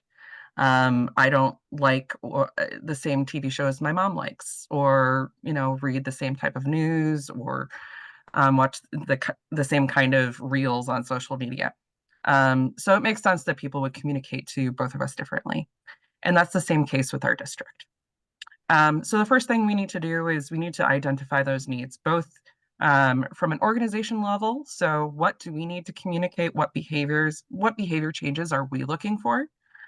And what is our audience telling us that they're concerned about or interested in? From that, we can identify an audience. So we can use an example here. We were talking about chloride pollution. We need private entities to use less salt. And we're hearing from them across the board that they need their customer base to support that before they can move forward. Okay, who is their customer base? It might be HOAs, it might be those individual customers in that given area.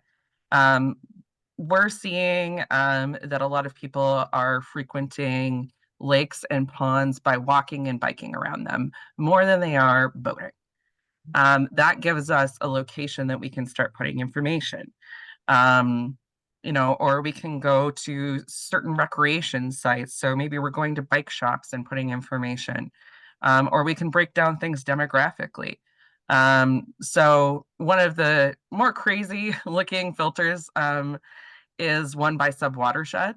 And some, of that data is not super representative, but some of it is a little more useful in terms of the larger ones. And we might see something like, we have a certain female population that fish. They like to fish. And so we can talk about the impacts to aquatic wildlife, specifically native fish, in terms of chloride. So what that does is it gives our audience what's in it for me? What is my internal motivation as an audience to make this behavior change when I have so many different things going on in my life, only so much time? Why am I going to make this change in terms of chloride when it's working for me? It's making, I see it as, something that's making me safer. It doesn't seem toxic. So, how can I get through to that individual audience so that they care about making this behavior change? Then we make a strategy based on that. So what, is that individual population slice using email? Are they using text? Are there particular places they like to go? Then we can deliver the content based on that individual audience information. So we can craft the actual content, the way that we're talking about the issue, and how we deliver that information. After that, of course, to make sure that we're actually hitting the target, we need to continue to evaluate. So this information is super helpful because before, we were basically operating on a throw things to the wall and see what sticks strategy. In terms of, anecdotally, our people within our field, our city partners, our volunteers coming back and saying, hey, this is great communication, or we really like this. And we were acting accordingly. Now we have more of a perspective of, here's some areas where we need to do more outreach. Can we evaluate more? Is there a difference between, for example, renter and property owner? We know that more and more people are renting. We know that the Twin Cities is diversifying. So, how can we map those trends? And then we just keep going around the cycle, either for topic-based communications or bigger campaigns. So some next steps specifically, Of course, we're going to advocate for water quality best practices tailored by audience. So there's some specific breakdown information that we can use there. The nice thing about this is now we know that people really care about water quality and pollution. This isn't a topic that's just on our radar, it's on most people's radar. We can do increased in-person outreach. So that has the best success rate for us in terms of getting people engaged on a long-term basis. It just takes a lot of staff time, money, and energy. So one of the things we're doing across the board is we're going to be doing at least 15 in-person events or activities. So that can be tabling, that can be more of an interactive meeting. And we're especially going to look at areas with low Ramsey-Washington recognition. One of the areas that has the lowest recognition is landfall. So that gives us an opportunity to say, okay, we need to do more partnering with the communications staff in landfall. We need to be doing more events in that area. We need to pay more attention to what people care about in that particular region. And then we can find out how we can cater those people. And finally, this is kind of cascading up into that management plan. And of course, our 50th anniversary. So that gives us a great opportunity to talk more and celebrate all of the great things that the organization has been doing, but also, this is why we're doing this now in 2024, instead of, later in the management plan process, is so that hopefully we can strengthen our communications and outreach strategy in these particular areas so that when we really need that quality input for the management plan, we're able to get it. So that's basically the rough plan in terms of what we're going to use this for. And we're also going to keep measuring things. Individual evaluation at events, but also going back at least a couple years in the future and doing the same survey and seeing if the needle is actually moved in some of these areas, if we're seeing indicators of success. So, not any one evaluation solution is going to be bulletproof. So we're also, gathering data on a regular basis in multiple ways. But at least this gives us a picture of some of the people that we don't hear from on a regular basis. Lauren, Any questions on that? What interval when's your next survey, do you think, using flash vote? So it's some regular interval to do a comparison to understand if you're being effective in a communication strategy? I would say at least 2 years to give us some time to do some real engagement. You had mentioned, I was curious if that was the next interval or. Right. Yeah. Yeah. So that'll give us hopefully some time to do some more of this outreach and communications.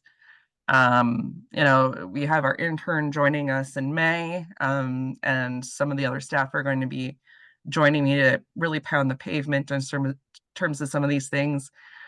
We can look at targeted ads or other content that we can do, collaborating with other staff in terms of, do we do pop-up events? Do we coordinate with existing community events and maybe do something beyond just a booth? These are all things that we can kind of experiment with and try based on this information. The nice thing is, again, we don't have to just say, oh, okay, we'll try this and maybe it'll work. Maybe it'll move people. Maybe if I make, the nicest looking, nicest sounding communications, it'll really reach people. We can kind of tailor this down now, and hopefully get to what people already value and what they're already talking about. Say, Lauren. Yeah. Just a question. At the very beginning of your presentation, you were talking about kind of the homogeneity of the audience that's attracted to your events, to watershed district events. And I agree. I mean, I've been there. So I kind of stick out. But so a question, Waterfest is maybe one of the most diverse audiences, yes, both in terms of age and people who don't normally go to what I call green events. And so yes, just as a question, is it worth, are you considering maybe asking some of the attendees these same sorts of questions to get maybe a more robust or not robust, but a different perspective on people who are actually there. Just for instance, what's a watershed do? What's the watershed district do? Do you know? Yes, so thank you for pointing that out. Yes, so the huge exception to the rule here is Waterfest. Waterfest, we tend to see younger people, we tend to see families, we tend to see ethnic diversity, income diversity, and we tend to see a lot of people from the surrounding community attending. So we are going to be doing some evaluation at that event. In terms of some of these questions, one of the things we definitely want to do, and one of the things we did with this individual survey is we want to keep it short because then our response rate is higher.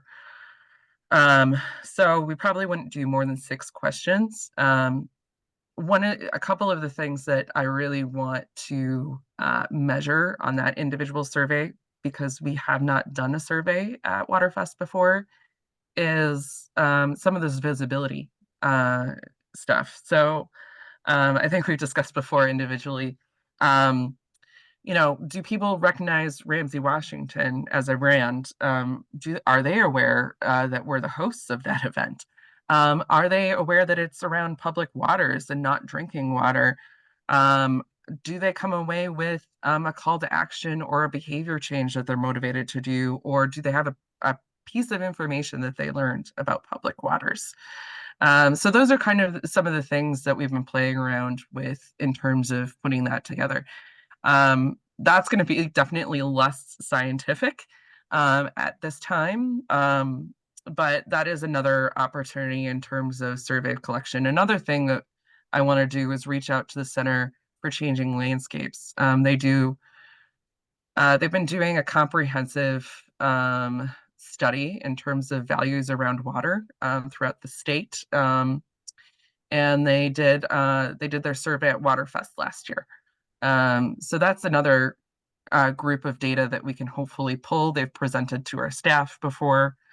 And that's also how we know that watersheds across the state are struggling with this exact issue of getting beyond this bubble, getting beyond a more homogeneous audiences, because they did survey communications and outreach professionals across the state at watershed districts. And this is something that everybody's concerned about.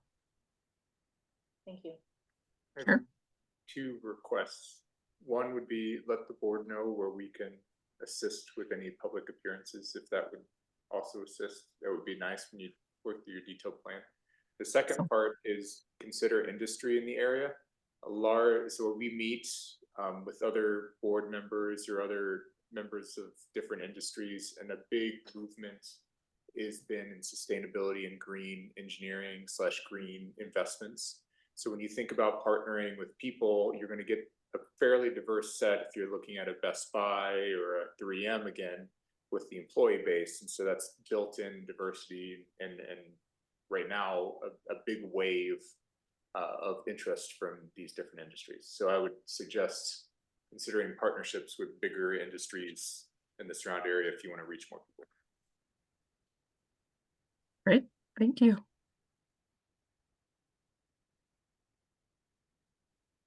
Great. Yeah, thanks, Lauren. Thanks, Kevin. Thank you. Good luck with the Thank you. intercept surveys. Reach out if you have any questions or want some tips, Lauren. Very excited to see it. All right, have a good night. Thanks. Thanks.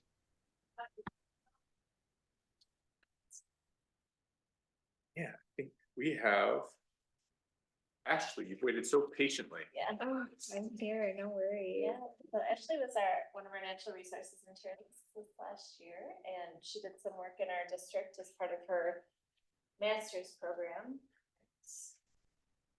And she recently took a job with Minnesota Native Landscapes, so she's no longer with us, but we're happy to have her back to present on this wetland project. Great. Well, thank you so much for having me. I'm excited to be back. Like they said, my name is Ashley Petal, and I'm going to talk about a wetland that is just a few blocks away from us, the Shleddy Tamarack wetland, we're calling it. So yeah, like Tina said, I was an intern at the Watershed District with the Natural Resources team last summer. And I also stayed on through the fall part-time and actually through about a month ago and helped with some of the off-season work. But I'm finishing up my master's degree in horticulture with a focus on ecological restoration. I'll be done in like 1 month. I'm really excited to move to the next thing. And yeah, just started a few weeks ago as a restoration ecologist at Minnesota Native Landscapes. So that's a little bit about me. What I'm talking about today, I want to just kind of give you a little bit of background of kind of the origin of this project. So one of the classes I took last fall was with Dan Shaw. It was called the Ecological Restoration Project Planning and Management. And as a part of that class, we had to choose a site to conduct a site assessment and create a restoration plan for. And I was interested in finding a site that was a wetland, because that's something I want to learn more about, and because I was interning at the Watershed District, I talked to the team here about site ideas. And Paul knew I loved tamarack trees. And he and Mark had talked about the Schletty wetland that's just a few blocks from here that has a stand of tamarack trees. So what a great opportunity to learn more and kind of do some background digging on this wetland in the Watershed District. So what this project included was conducting a site assessment, which included kind of a desk review and site visits, building a concept plan to highlight big goals, and then creating a detailed plan narrative. So I'm just kind of walk through those items today. So the site itself, located in the Watershed District, we selected parcels that were public land owned by the City of Little Canada, located within the traditional homelands of the Dakota.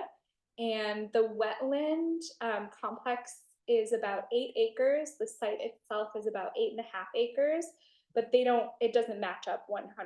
The wetland is not 100% onto the site. And these are some pictures from our site visit. You'll see Mark there looking at one of the very large tamaracks that are on the site. Thank you, Mark. Mm-hmm. Yes. I kept like kind of look. So just to kind of orient you, yes, you can. So my cursor is pointing at the office. So where we are sitting right now, this is the Ramsey-Washington Metro Watershed District office.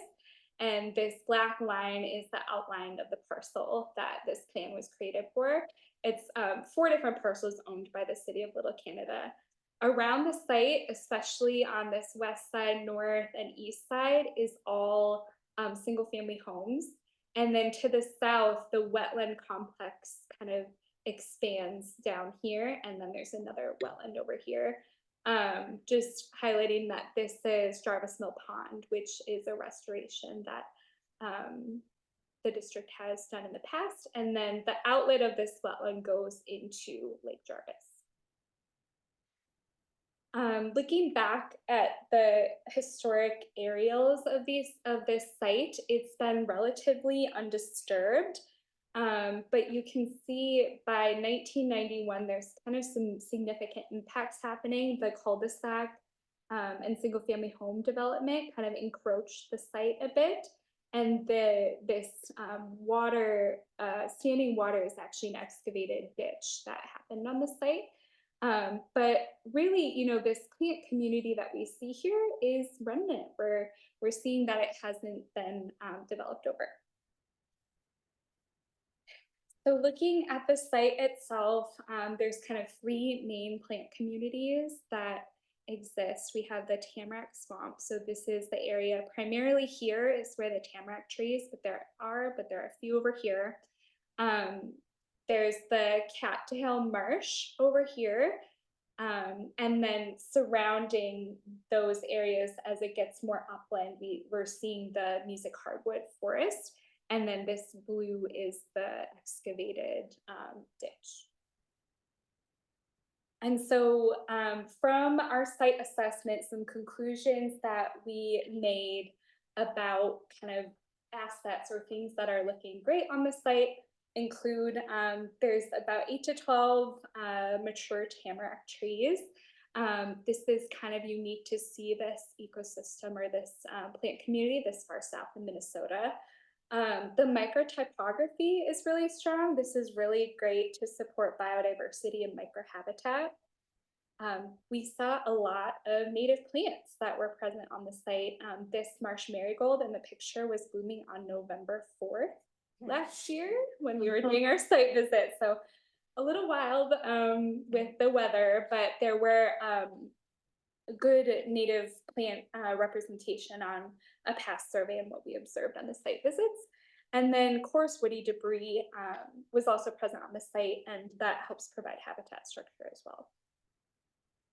Some of the challenges that the site is experiencing are the displaced species or non-native invasive species, including emerald ash borer. So almost all of the ash trees on site are showing evidence of ash borer, and there is a lot of buckthorn as well. So we'll talk more about those a little bit later. The surrounding development, you know, with those single family homes, and there is runoff associated with that development. The wetland boundaries, like I had said, are not contained within the site itself. So when we think about wetland restoration and altering hydrology, there's not really much that can be done on that front to help restore this wetland outside of the city boundaries. And then we were not seeing tamarack regeneration happening. Presumably, you know, tamarack trees are very shade intolerant, especially when they're young. And with all of the buckthorn there, we think that might be one of the reasons why we're not seeing that regeneration. So that was the site assessment part of this project. When we get into the concept plan, and you know, one of the things that we think about when putting a plan together is, are there reference sites we can look at examples of similar projects or intact plant communities nearby that we might look at for inspiration. And so these are just two places that are not too far away from here that we can look to or consider as we put the plan together.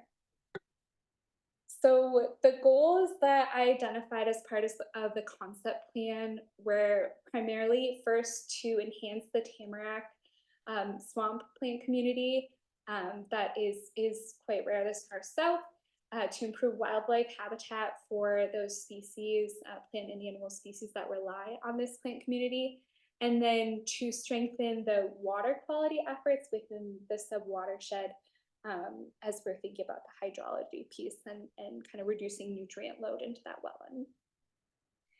And you know, what we'd be looking for as outcomes associated with those goals is establishing regeneration of tamarack trees and improving the native plant diversity, reducing those invasive plant presence of those invasive plants, looking for the wildlife and species that do rely on this habitat, and then you know, establishing rain garden, street sweeping, and other water quality actions in the subwatershed.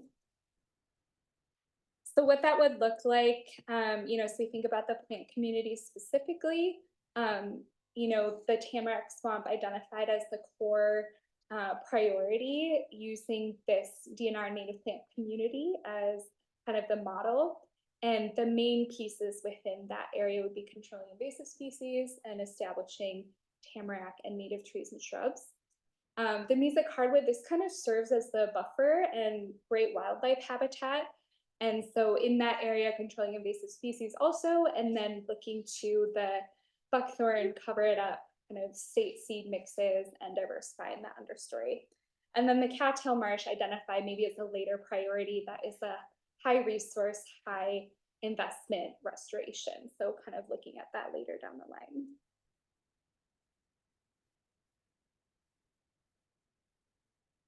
So the main invasive species that are on site were buckthorn, reed canary grass, and garlic mustard. I think we all probably have some familiarity with that, and I know the natural resources team has methods for working on those.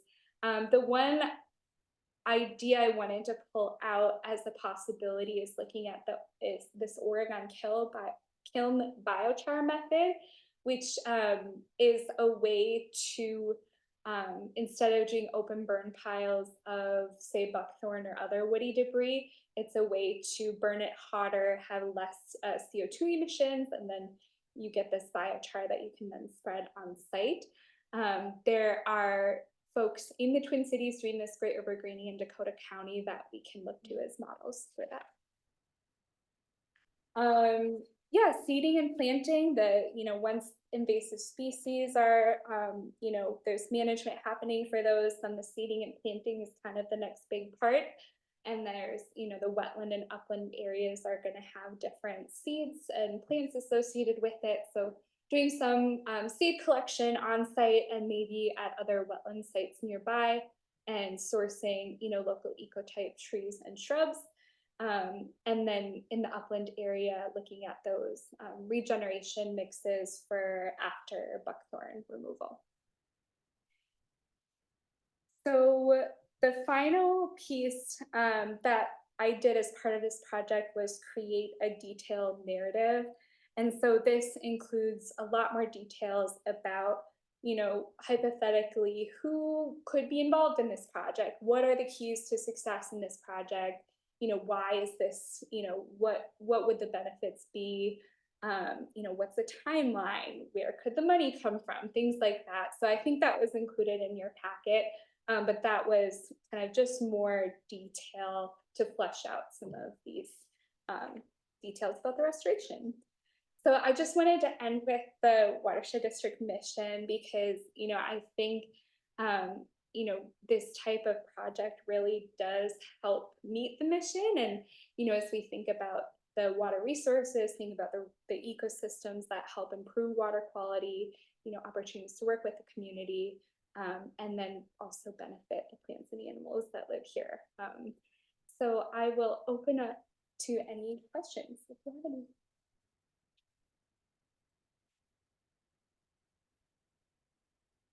Thank you.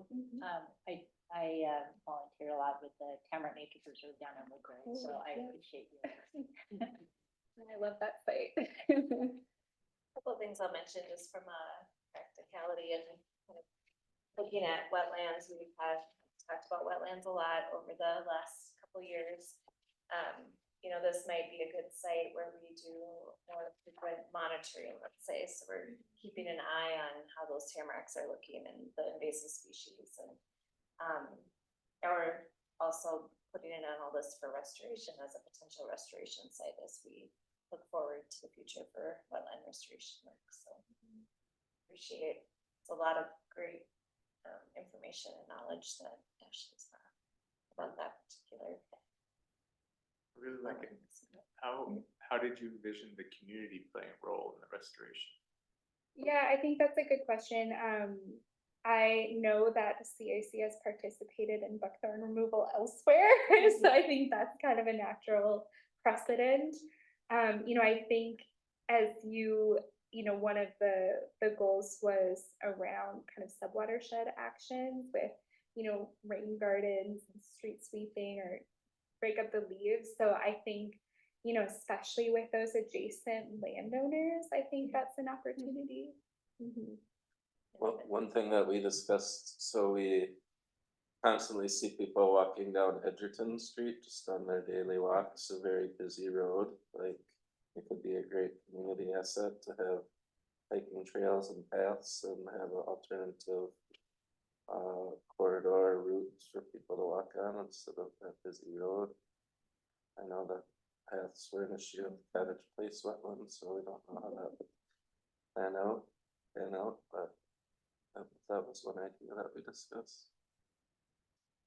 I think that the city obviously owning the property, we have to have a large say. So their partnership and buy-in, anything we're done is going to be critical. And, the district has worked with them a lot, on a variety of things. So hopefully they'd be willing to listen to possibilities might be Seems like another unique cross-section project with community, city, and watershed.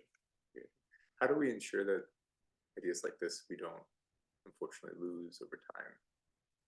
When will we be able to bring up discussions on possibilities next? So we have, I think, on our schedule to talk about with the board, I think later in the summer, before budgeting time or around budgeting time, to talk about what the wetland monitoring program might look like, as well as future restoration work. You know, we're looking at Cottage Place as kind of our entry into that specific project from the district. So I would say you'll see more over the next couple months. That's great. Yeah, I don't want to lose these ideas. I Yeah, know when no. I've engaged neighbors to clean up certain things, they come out of the woodwork volunteer wise to help with things. I think too, we have a unique opportunity to share with those landowners too Correct. about the uniqueness of the community. And that might make a difference too in their interest. I could see a nice campaign on like, don't push your leaves to the wetland. Thank you very much. Yes, good job, thanks Ashley. Thank you. All right, we'll switch out Ashley for Eric. And thank you.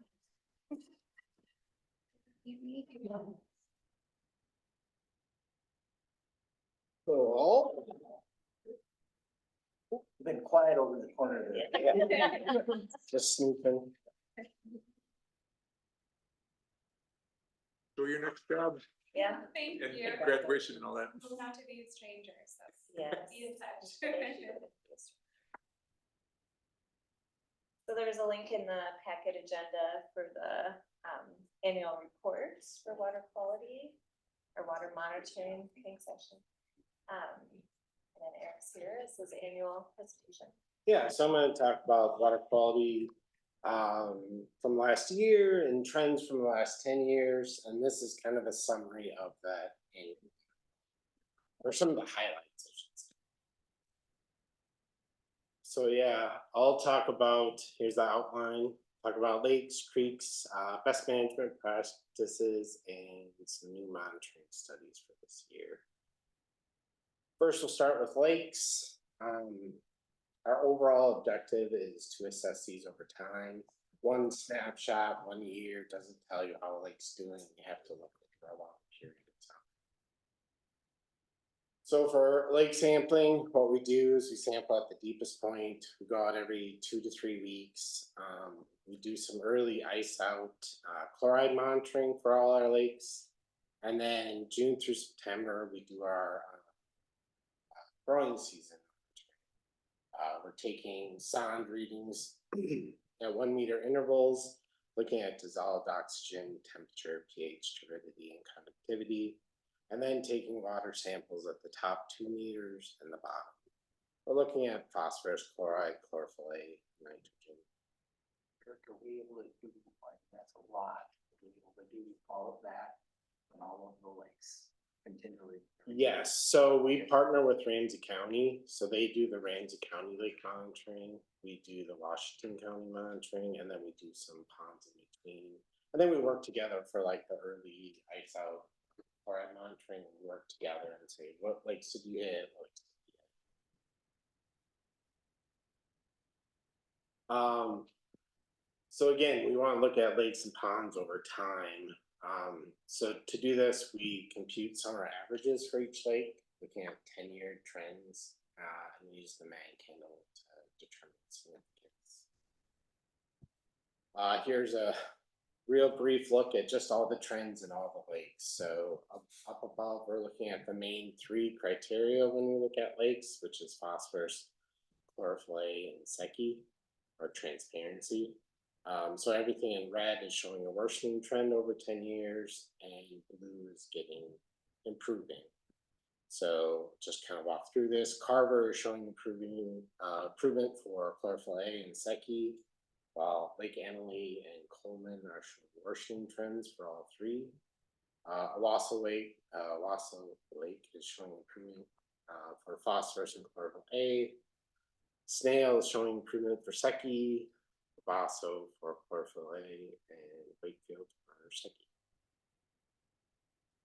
I'm gonna kind of highlight some of the ones that have shown trends over the last 10 years.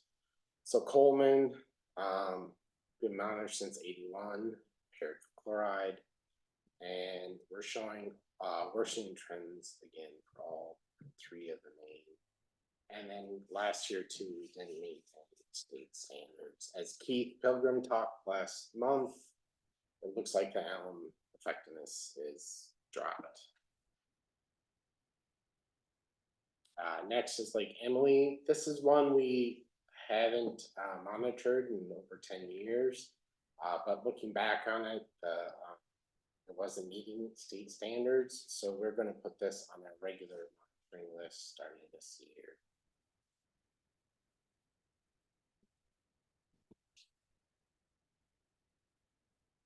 Carver Lake, on the other hand, these are showing improving trends. We've been monitoring this since 97, paired for mercury and chloride. Always removed from the Fair Waters list in 2012. Last year it met all state standards and is showing an improving trend for chlorophyll A and Seki. What did we do to that particularly? I remember that coming up in the last few years. For Carver? Carver. Yeah, well, maybe I'm just remembering it from last year's quality report. We haven't done any in-lake treatment or, you know, we just have our standard. And this one still comes up with blue-green algae. Yeah, we still have blue-green algae issues, yeah. Didn't see many last year, but in past years. Next, Lake Kawaso, been monitoring since 2003, paired for mercury, but improving for phosphorus, chlorophyll A, we met all standards for all parameters last year. Next, we'll move on to creeks and the Bella. First, Bella Creek. Been monitoring this since 96, currently impaired. Degraded fish and vertebrate biology. 10-year trends are showing worsening nitrate and chloride. And last year didn't meet state standards for phosphorus, TSS, or chloride. Beltline Interceptor, that's a large storm sewer pipe, not a creek.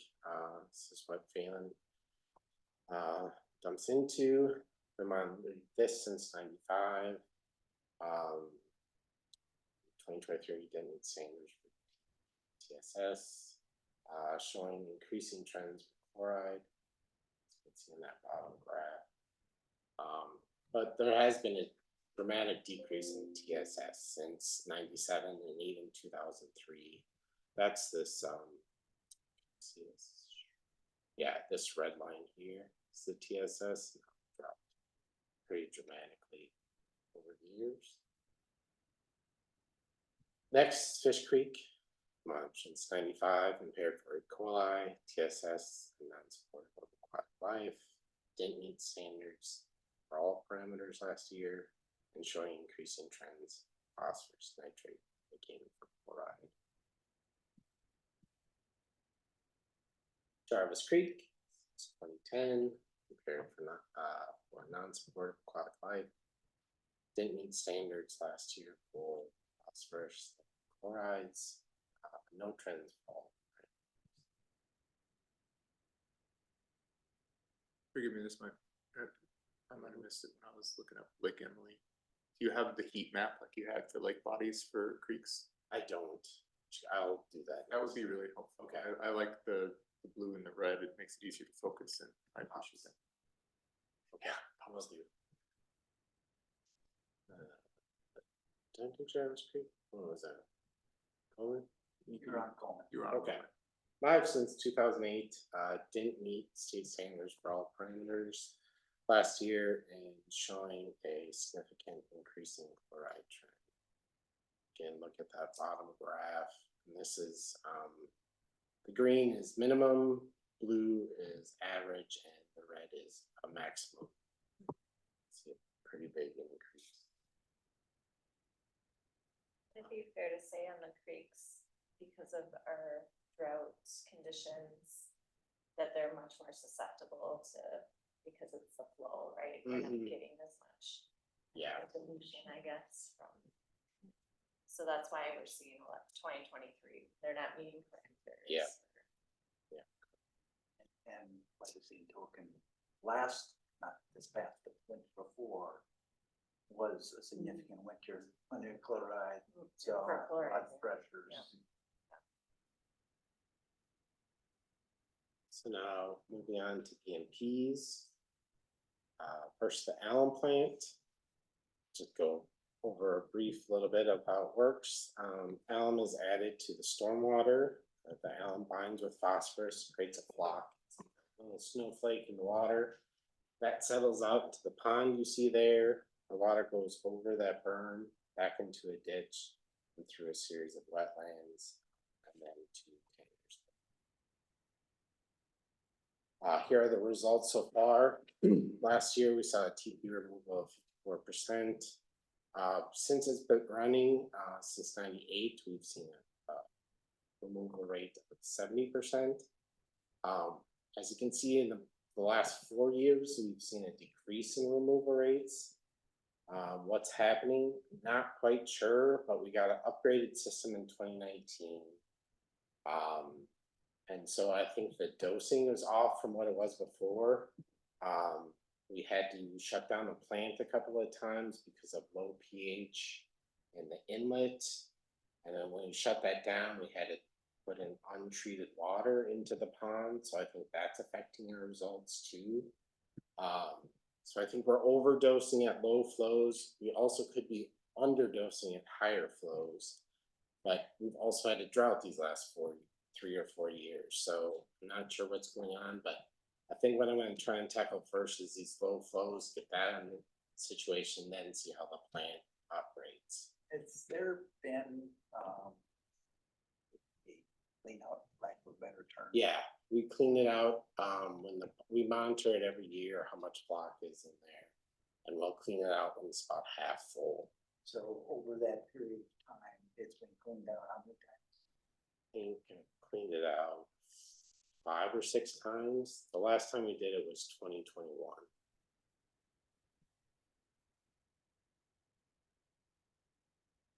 But here is Tanner's Lake, the phosphorus levels. So the yellow line there is when the alum plant was first put online. So before the alum plant was put in, the phosphorus concentration was 65 micrograms per liter. And after it was installed, it's at 30 micrograms per liter. So we've cut the phosphorus concentrations in half since putting it in.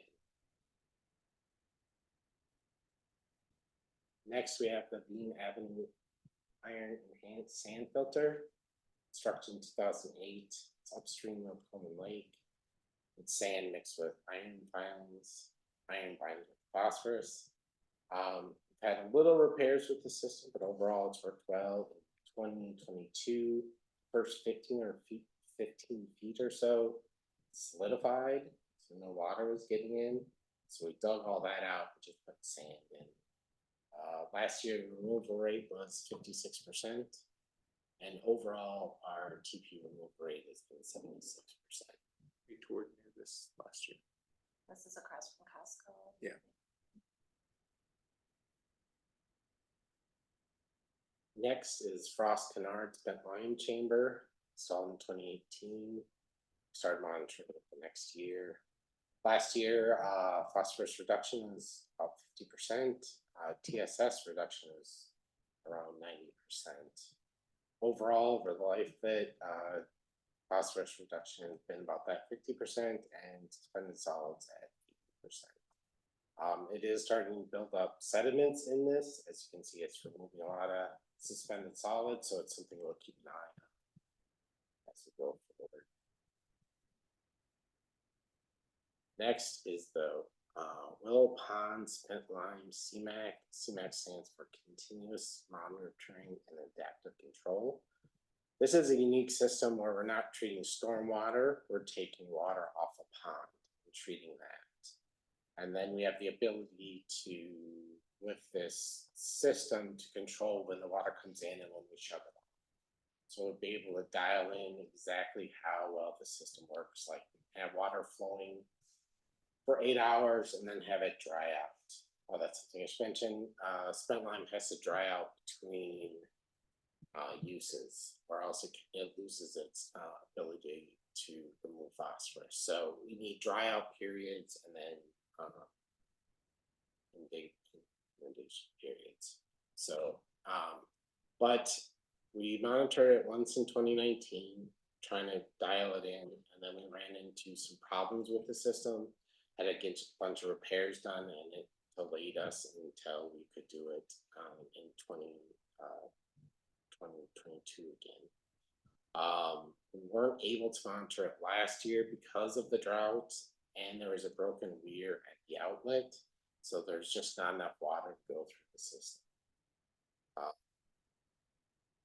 But in 2019, we saw a TP reduction of 20%, and in 22, 10%. But the system hasn't had much water going through it, so I'm hoping that once we get a lot more through, we kind of flush the system, we can see some better removal rates. And then, yeah, we'll continue monitoring this year. The weir was fixed. Hopefully we get some more water and get this up and working. How are we flagging low water years? In terms of like, it, in some cases it makes things look worse, in other cases it makes things functioning. Do we just flag it as a caveat in our reports, or? Oh, that's what you're saying. Just so as we trend looking forward in 5 years, we look back and you're like, oh, shoot. Yeah. I mean, we were really wet in 2016, and so those numbers I'm very familiar with. Now it's like, it's kind of weird. You don't have to. Yeah, no, I think it's something you're always thinking about. Like, was that a wet year? Was that a dry year? Some like. It always comes up in the conversation when you look at the measures, so. And everything, reacts differently. Some, the water quality will be better because we have more rain. Some it'll be worse. So. Yeah. Yeah, it's something we'll make sure that we look at the report, make sure that there's some commentary on that. I think that's It just important. seems like we're having a lot of highs and a lot of lows, and it just feels like this. Yeah. So it's nice, another variable it feels. Yeah. So per the topic of the night, it seems, or one of them, chloride monitoring. So starting in, 2021, we started to do kind of an intensive look at about 30 sites a year looking at chloride. We go out early, ice out, snow melt. We're trying to look for worst case scenarios. We're trying to look for the highest chloride levels possible. So that's right when everything's melting. In 21 and 22, we did targeted kind of random sites throughout the district. Last year, we did 18 resampled sites from those first 2 years, and those were the ones with the highest concentrations. We're trying to see if that keeps on going throughout. The results so far, it's just 3 years, and obviously 3 different years, very different years snow-wise. The biggest factor so far seems to be percent impervious for chloride levels, not drainage area or land use. And interestingly enough, 2020 or last year, or the winter of 22 to 23, were lower than 21 and 22, even though we got so much more snow. The thought is it was colder and there's more snow, so more plows are used instead of using de-icing agents. The other past years, it's warmer, more mixed precipitation. That's where you'll see a lot. So, yeah. When you're doing those early ice out samples, are they at multiple depths? And are the results as averages, or? We do both. And so again, we're kind of looking for the hot spots. So if it's deep enough to do a deep spot, we'll use the deep number often, because that'll be the highest number. Most of these are really shallow, so you're doing a surface sample, just a quick little grab. And last, we have some new monitoring studies. for this year, the arbor gas filter, finished up last year. We'll start, monitoring that this year. To crush limestone, monitor the inlet and outlet, and, get all the nutrients and see how that does. And then another, thing we're doing this year is looking at Battle Creek and Fish Creek monitoring. As I talked about before, in the creeks, both of them are non-supportive for aquatic life. And we have sampling equipment, but that's way at the end of each of these creeks. So we're not sure where these hotspots are coming, where the TSS, where all these things. So we want to figure out where this is happening. So we're gonna do a series of grab samples throughout these sites. So we're gonna look at E. coli, chloride, sulfate, DO, TSS, nutrients, heavy metals, pH, temperature, and conductivity. So a whole suite of things. And we're gonna do grabs about every 2 weeks, but really what we're trying to look for is targeting different flows and see how these streams at these different sites, what's coming out of them, to figure out where these hotspots, again, where these hotspots are in these creeks and where we can maybe look to do some improvements in those areas. Thought about adding, event-based monitoring to it. Yeah, the thing is we're trying to hit so many different spots. It'd be a lot of samplers. It'd be. But I mean, at a whatever given location, along with lunch and food. Yeah, we you know, do have compare- event-based so that- samplers. Yeah, so that if you had those continuous monitors at that station, you can compare what you're seeing with the grab samples. Yeah, so both of these do have samplers, event-based samplers at they're close to the Mississippi. So we'll have that. So And you do have some event. Yeah, and we have a history, years and years, and years of data. You say sampling at flows, you're talking about things coming in at those points. We have. Yes. Additions and Yeah. outputs. Okay. Yeah.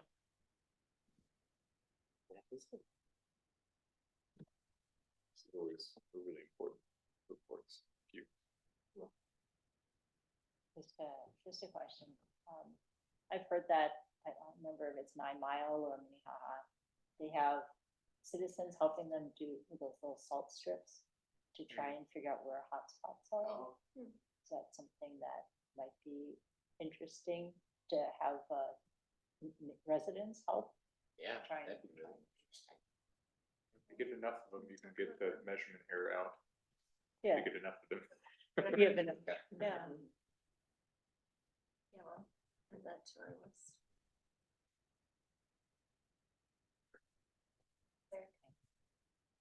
A lot of information to digest in that report and this presentation, so certainly if you have any particular, reach out and we'll answer any questions.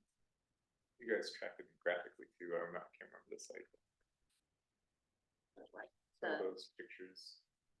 I'll follow. Yeah, I mean, we do update the water quality information on our website. That's what I'm. Yeah, so we have the graphs on our website. We'll update the graphs. Can I shortchange Brandon really quickly? Sure.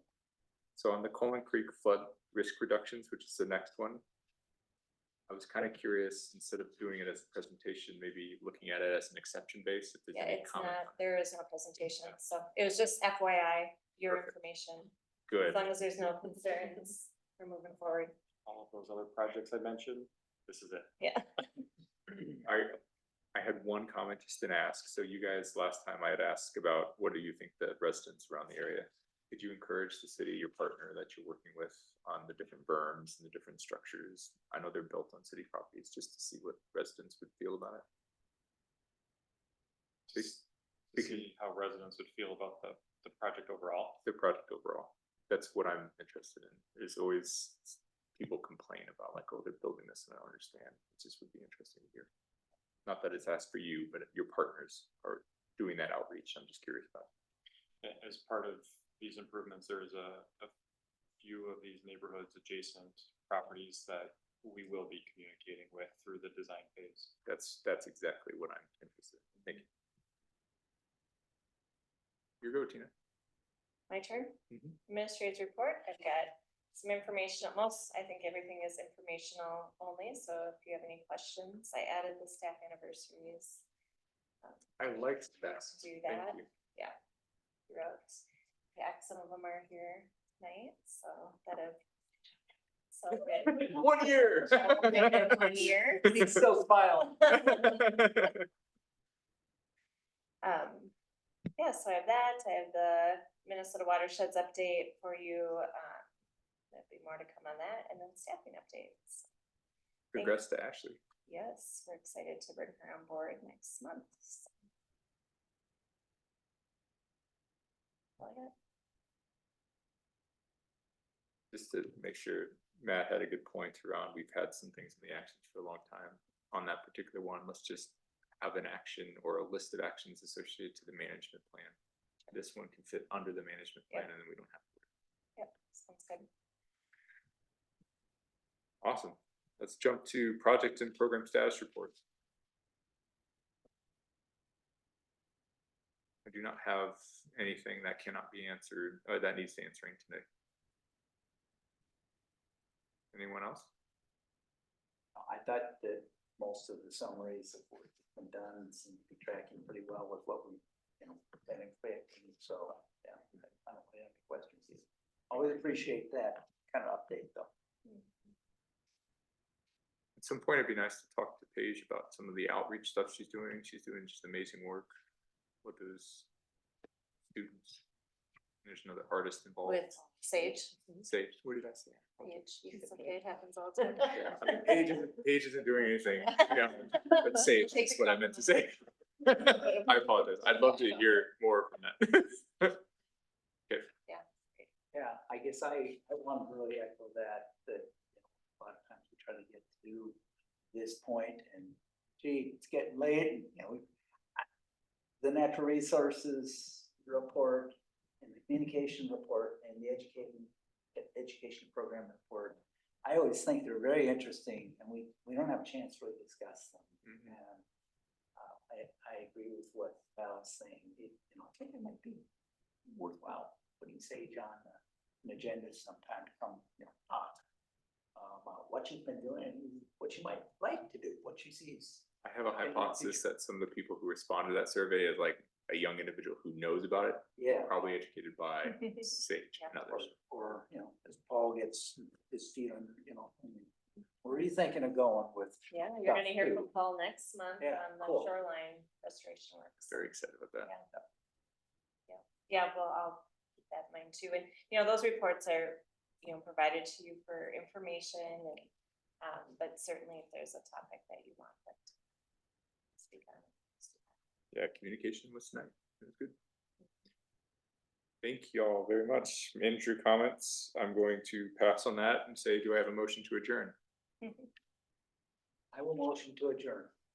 Do I have a second, third, fifth, fourth? Second that. Perfect. Meeting adjourned. Thank you. Good night, everyone.